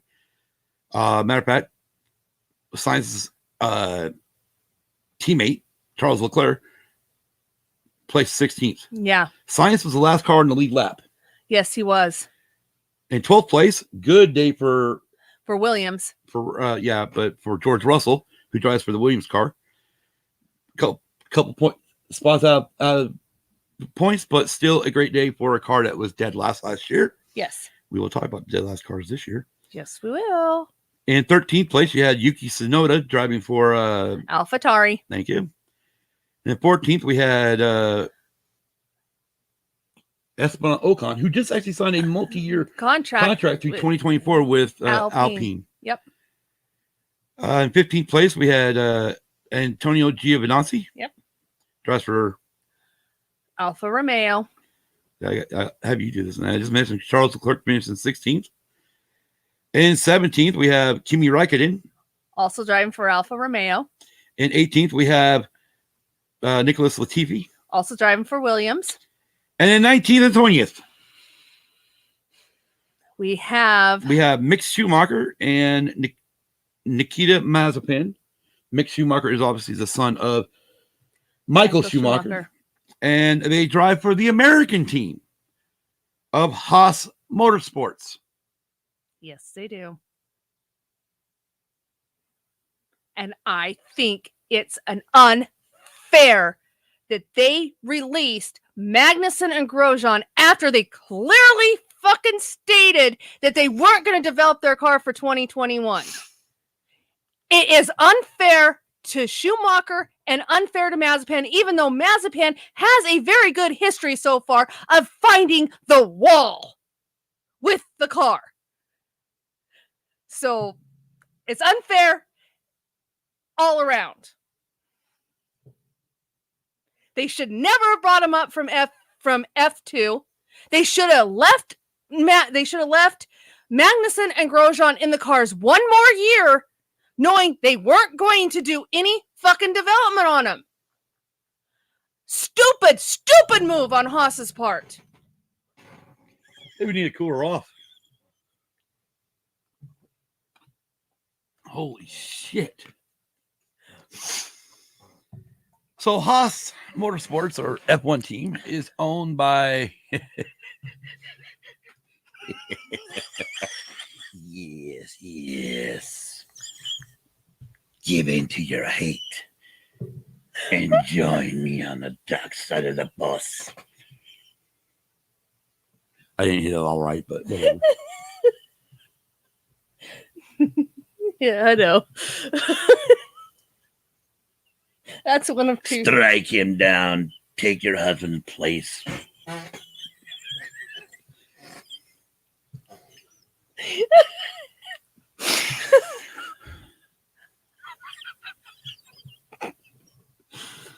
Oh, fuck. Go ahead. Because that's just there's still one more to come. So Haas Motorsports is owned by Gene Haas. He's been in NASCAR for a while. He's co-owner with Tony Stewart for Stewart Haas Racing in NASCAR. I've said this for the last year, couple years. Gene needs to do what he did with NASCAR and bring Tony in. Yes, he does. So Tony can whip that team into shape. To a point. But here's the thing is, and you talk about not developing the car. Mercedes has even said that they're not developing their car. And they're on the verge of actually not losing their 8th fucking championship. With that comes in with another rant. Oh, God. It coincides with I don't even fucking remember what rant I fucking had about F1. You had the one about them calling them to the scale. Oh, yes. Okay, yeah, we will go. No. Go ahead. Go do yours first. No. Because I want to calmly say this shit before I do anything else. And I don't know if I can actually match you, so I may not even fucking try. But a lot of teams, we're changing cars next year. We're changing the whole system's being changed next year. New motors, the whole damn thing is supposed to be cheaper. I understand that. Just like NASCAR is supposed to be cheaper with their new cars. Yes, I understand that. With their next gen cars.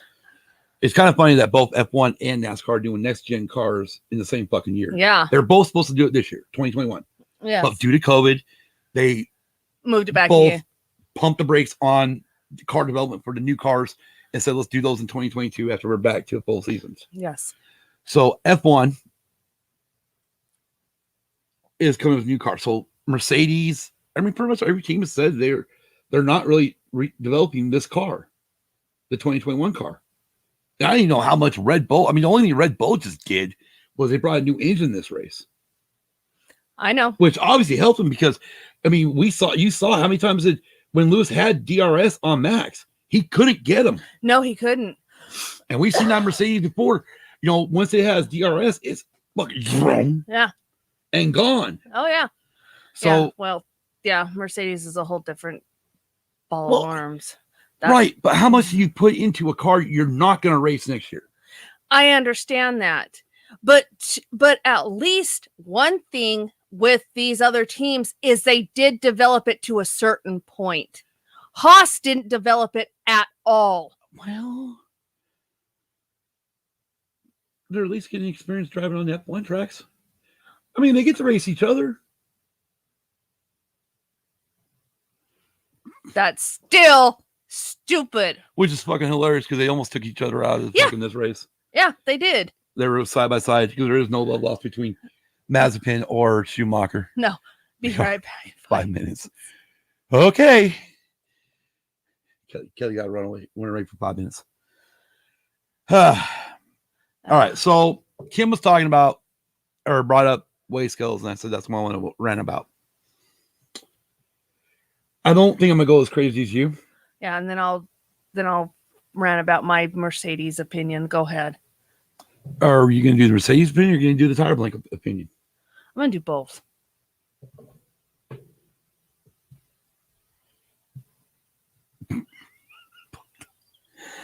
All right, so during the weekend, not during the race, but during practice, what they call FP1, FP2, FP3, which is what they call free practice 1, 2, and 3.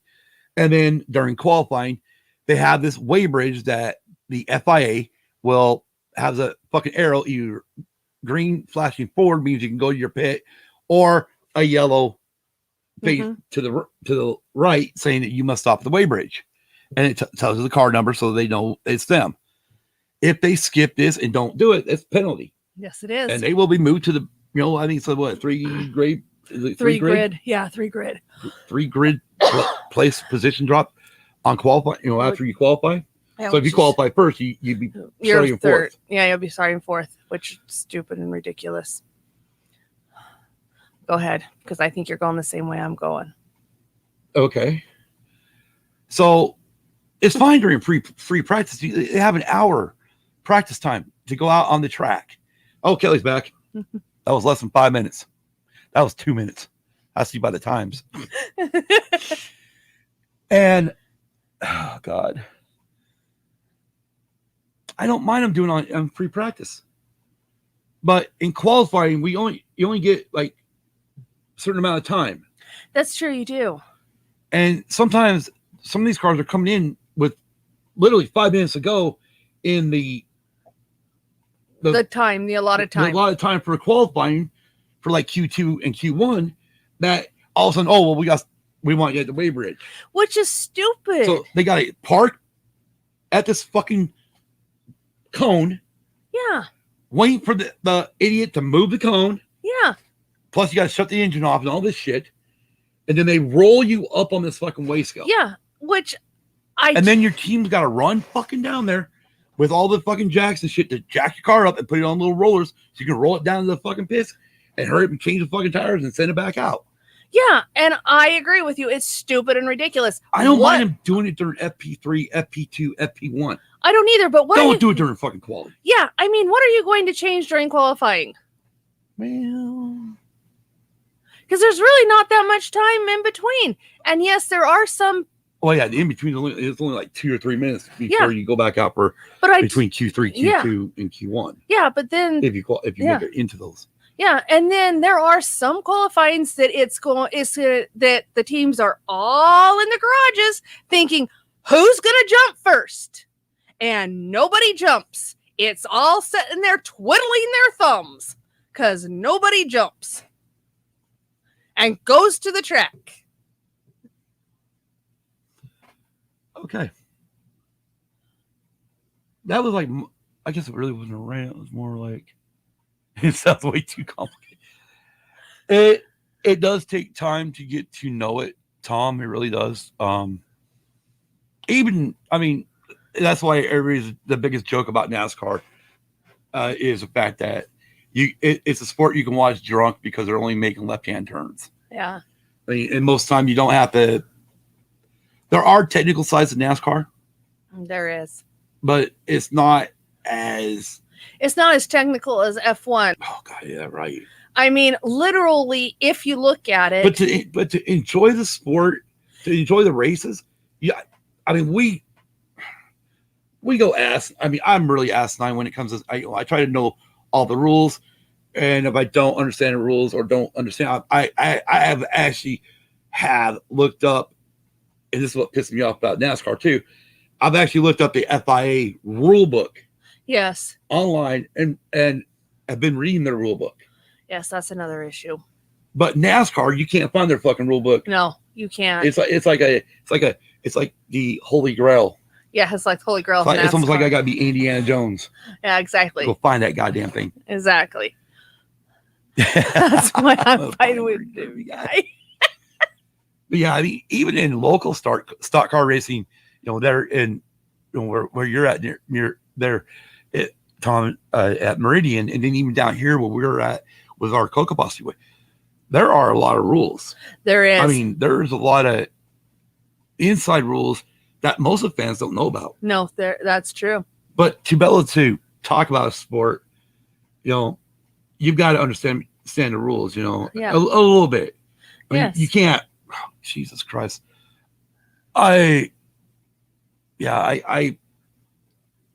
I go too in depth into the rule books, eventually I'm gonna get pissed off and probably stop watching it. Yeah. Well, it's just the way I am. Well, yeah, and then the thing is I mean, I just don't mean to interrupt you, Kim, but it's kind of like my theme with the NFL. Yeah. Where we have made. I mean, I understand concussions and shit, but I mean this current product of football is almost flag football-ish. Yeah, it is. Compared to even what I played. Yeah. In high school. Yeah. Jesus. I mean, we were hitting hard. Yeah, we were. And this protecting the fucking quarterbacks the way they do. What, they can't run? Some of them can't. I don't give a shit. Well, I'm not saying that it's right, and I'm not saying that it's wrong. I'm just saying that some of them don't run. Oh, wait until we get to football season. Oh, gosh. And I start talking about the fucking Tom Brady rules. Yeah, those were. Anyways, so real quick before I let Kim go off on this final time, because I know it's what you guys all tune in for. Hell, That's why last week I was just like, yeah, I really don't know what to fucking do. She's not here.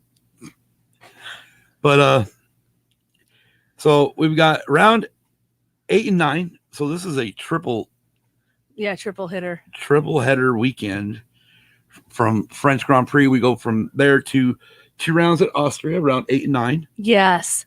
For the first one being the Styrian Grand Prix, and then I think the other one is the Austrian Grand Prix. Yes, because one of them is usually named after the mountain range that the track is located near, which is the Styrian Mountains, and the other is called the Austria Grand Prix. And what's the other name that this track? What's it got me? I'll try to fucking say this fucking. Oh my god! Formula One BWT Großer der Steiermark. Sure. The fuck is the circuit? What's the name of it? It's the Red Bull circuit.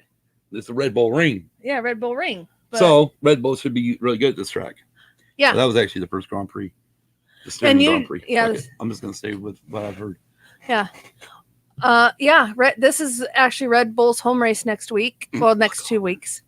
So, LOL used to do what? Yeah, with my Girl Scouts. Yeah, that's cool. So it is actually the Red Bull Ring's 2 home races. They usually are pretty good at their own home races. And I'm actually shocked they're doing another double header this year. I know they did. I think it is because they lost the race. They lost the race, not the Singapore race, because we're actually looking to maybe get 2 races in Austin this year for the Singapore. But there was another race, a couple of races we lost earlier in the season. Canada was one of them. We lost the Canadian Grand Prix, so I think that's where Austria is getting the 2 now. But yeah, so okay, Kim. In Formula 2 and in Formula 3, the tires get bolted on the car with 1 lug nut. NASCAR still uses 5. Next year I'll be going with 1. But these are not in tire blankets. They're not kept warm. They're not kept in a bed. They're not comfy. They're not cozy.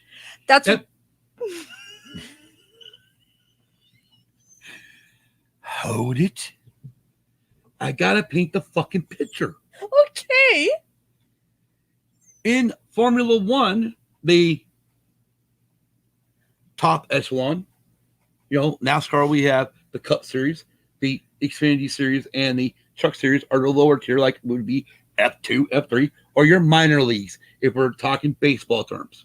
Yes. In Formula 1, the tires are kept in a nice little blanket at a certain degree. So when they take those blankets off, they go straight on the track, they got automatic traction and grip. While in F2 and F3, they have to bring the tires up to temp by swerving back and forth on the track to bring heat into the tires. Yes. What's your take on the up-and-comer generation, the future stars of Formula 1, who have to warm their friggin' tires on their own, versus the quote-unquote best in the world getting tire blankets? It's bullshit. The best in the world should have to do exactly what F2 and F3 have to do.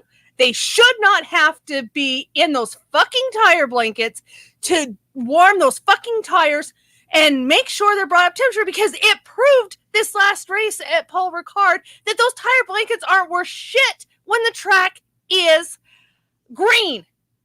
If they are so damn good at driving and so damn good at being athletes, then they should be damn good at warming their tires up, just like F2 and F3 has to.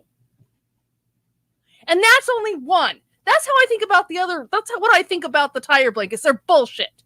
It's nothing but a baby way to baby these supposedly athletes that are at the top of their game. You don't see NASCAR putting tire blankets on their tires for their superstars. They have to warm them up like everybody else. Superstars. This isn't WWE. Sorry. It's bullshit that they use those stupid tire blankets. They shouldn't even be they shouldn't even be able to use them. It's bullshit. Fucking bullshit. These guys are at the top of their game. They should know how to warm the tires. You don't get to the top of your game by not knowing the basics of racing. Basics of racing? How to warm the tires.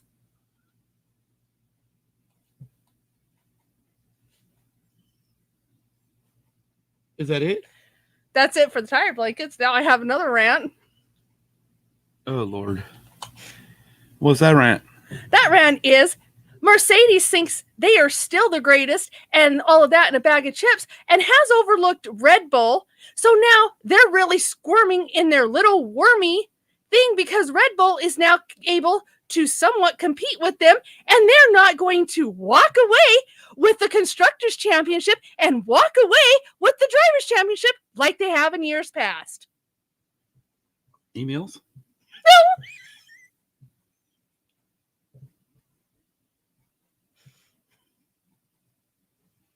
Emails, Kim? No, I'm just saying. Emails you need to get off your chest tonight, this morning. No, I'm just saying. Mercedes is squirming and worming and becoming very uncomfortable because they know they're not going to be the top of the class without having to work at it. Where they didn't have to work at it in years past. Because usually, but by the mid part of the race, they've already basically wrapped up the Constructors' Championship. Basically, is middle so of the race. Middle of the season. They No. basically are so far ahead of these other constructors that they just keep adding points and adding points and adding points. No. Not by the middle of the season. Good God. Well, by the middle of the season, you already know who's going to win because by the middle of the season, you know who's already dominated the races. It's Mercedes that's already dominated every race up until this point and has always had their drivers on the podium. And this year, they're worming and squirming because Red Bull actually might have something to fight back with them at. We might. They do. They do have something to fight with them now. Because now Red Bull's head of the constructors and head of the drivers' champion. Pump the damn brakes.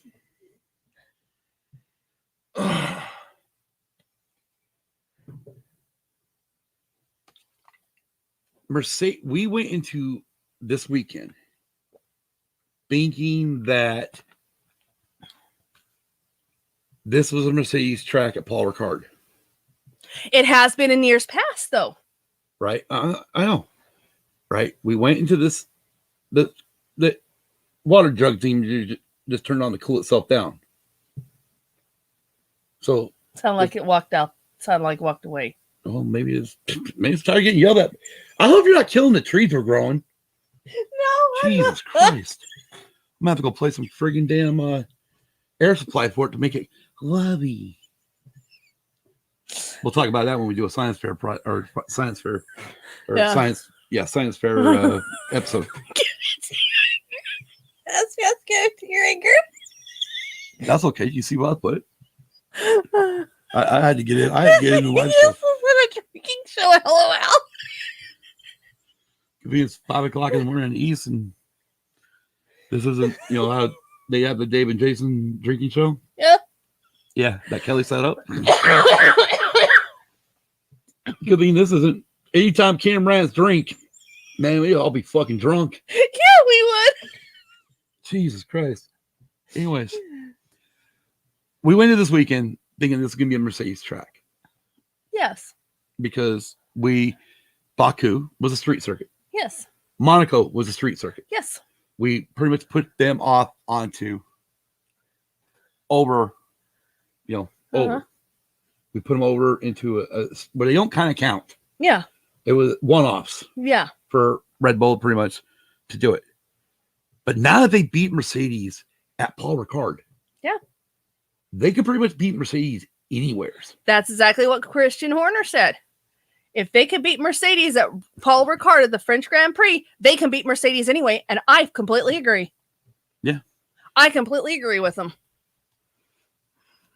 All right. It is 7 a.m. on the east. Yeah, I know it is. 5 a.m. in the mountain. And it's 4 a.m. here. Bedtime soon. Exactly. Where, like Kel says, 7 a.m. that means it's 12 hours until our next show. I know. Now actually less than 12 hours. Yeah. Less than 12. So we're gonna wrap it. Are we wrapped on your F? Yes. We got all your rants up this week. Yes, we have. This is what happens when we miss a fucking week. When she misses a week.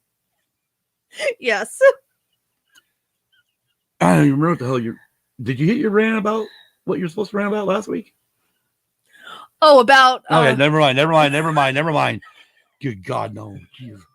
We're gonna be here for another 40 fucking minutes. We're at 2 hours. Okay. On a fucking race, it's supposed to be a racing podcast. I mean, we this sucker's, or I should say racing episode, not racing podcast. Because it's our podcast, but it's a racing episode. Good God, we're just like, and I love it, but no. Oh, I don't even want to remember. I don't even remember your fucking rant, but it can keep. I remember it. It can keep. Yes, I can. Oh God.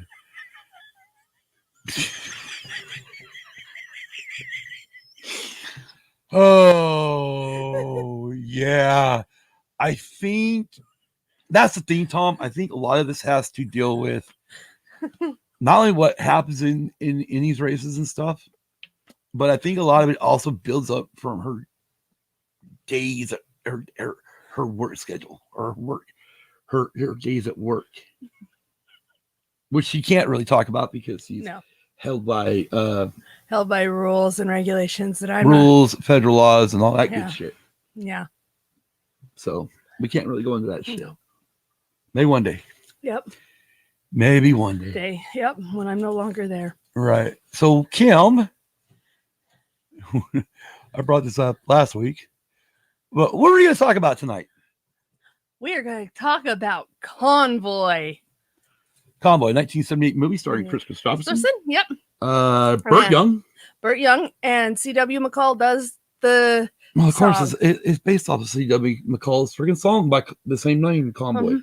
Came out in 1978. I think it was actually done by the Lion, MGM, if I remember right. I think so. We'll know more about it later tonight. Oh, I know one thing. I'll mention it tonight, but I'll mention it real quick. Nikki Sixx has got a new book coming out. Yes, he does. It will be out in October 19th. I've already pre-ordered the damn thing. Yes, you have. Damn right. Because it's called the first 21. Pretty much he goes over becoming Nikki Sixx from. Yes, he does. Yeah. So can't wait. That's an awesome 70s song. Yes, it is. Yeah, exactly. No sunrise this morning. It's cold and cloudy, perfect temperature, 63 degrees. Finally, God, I would love 63 degrees right now. I would too. But other than that, we're gonna do Convoy tonight. Yes. Good movie. Very good movie. I like it. I know it's not like it's more got a cult following. It's kind of like one of the Eddie and the Cruisers. Eddie and Cruisers, yes, another one's got a cult following. And also Night of the Comet from the 80s has a cult following. We'll have to do that one. We'll do that one, don't worry. That one was a good one too, what I caught of it. It's good, but I mean, obviously the special effects, you can definitely tell. They were good for the time the movie came out. Right. And that's what you have to remember when you're watching some of this older stuff, especially when you're watching like stuff that's got special effects in it. You do have to remember, oh yeah, this shit was made back here. Yeah. And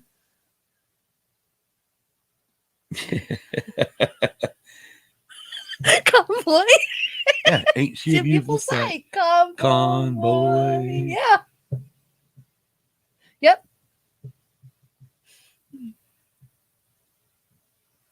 Damn, I just lost my fucking train of thought again. Oh, damn, I'm tired. All right, let's get the hell out of here. All right. Yeah. We'll talk about it tonight. We'll talk about some other things. And God, whatever else we got coming up. I don't know. Besides Kiss in a week. Yeah. We're finally going to touch on Kiss. Finally. It might be a very big episode to touch on Kiss. I don't know.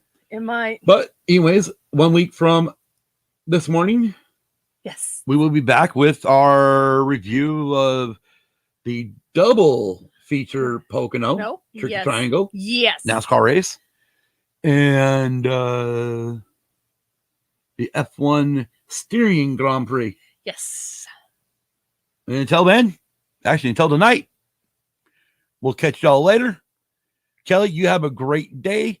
Tom, you have a great night. Get some sleep. And yes, we will see you in about less than 12 hours.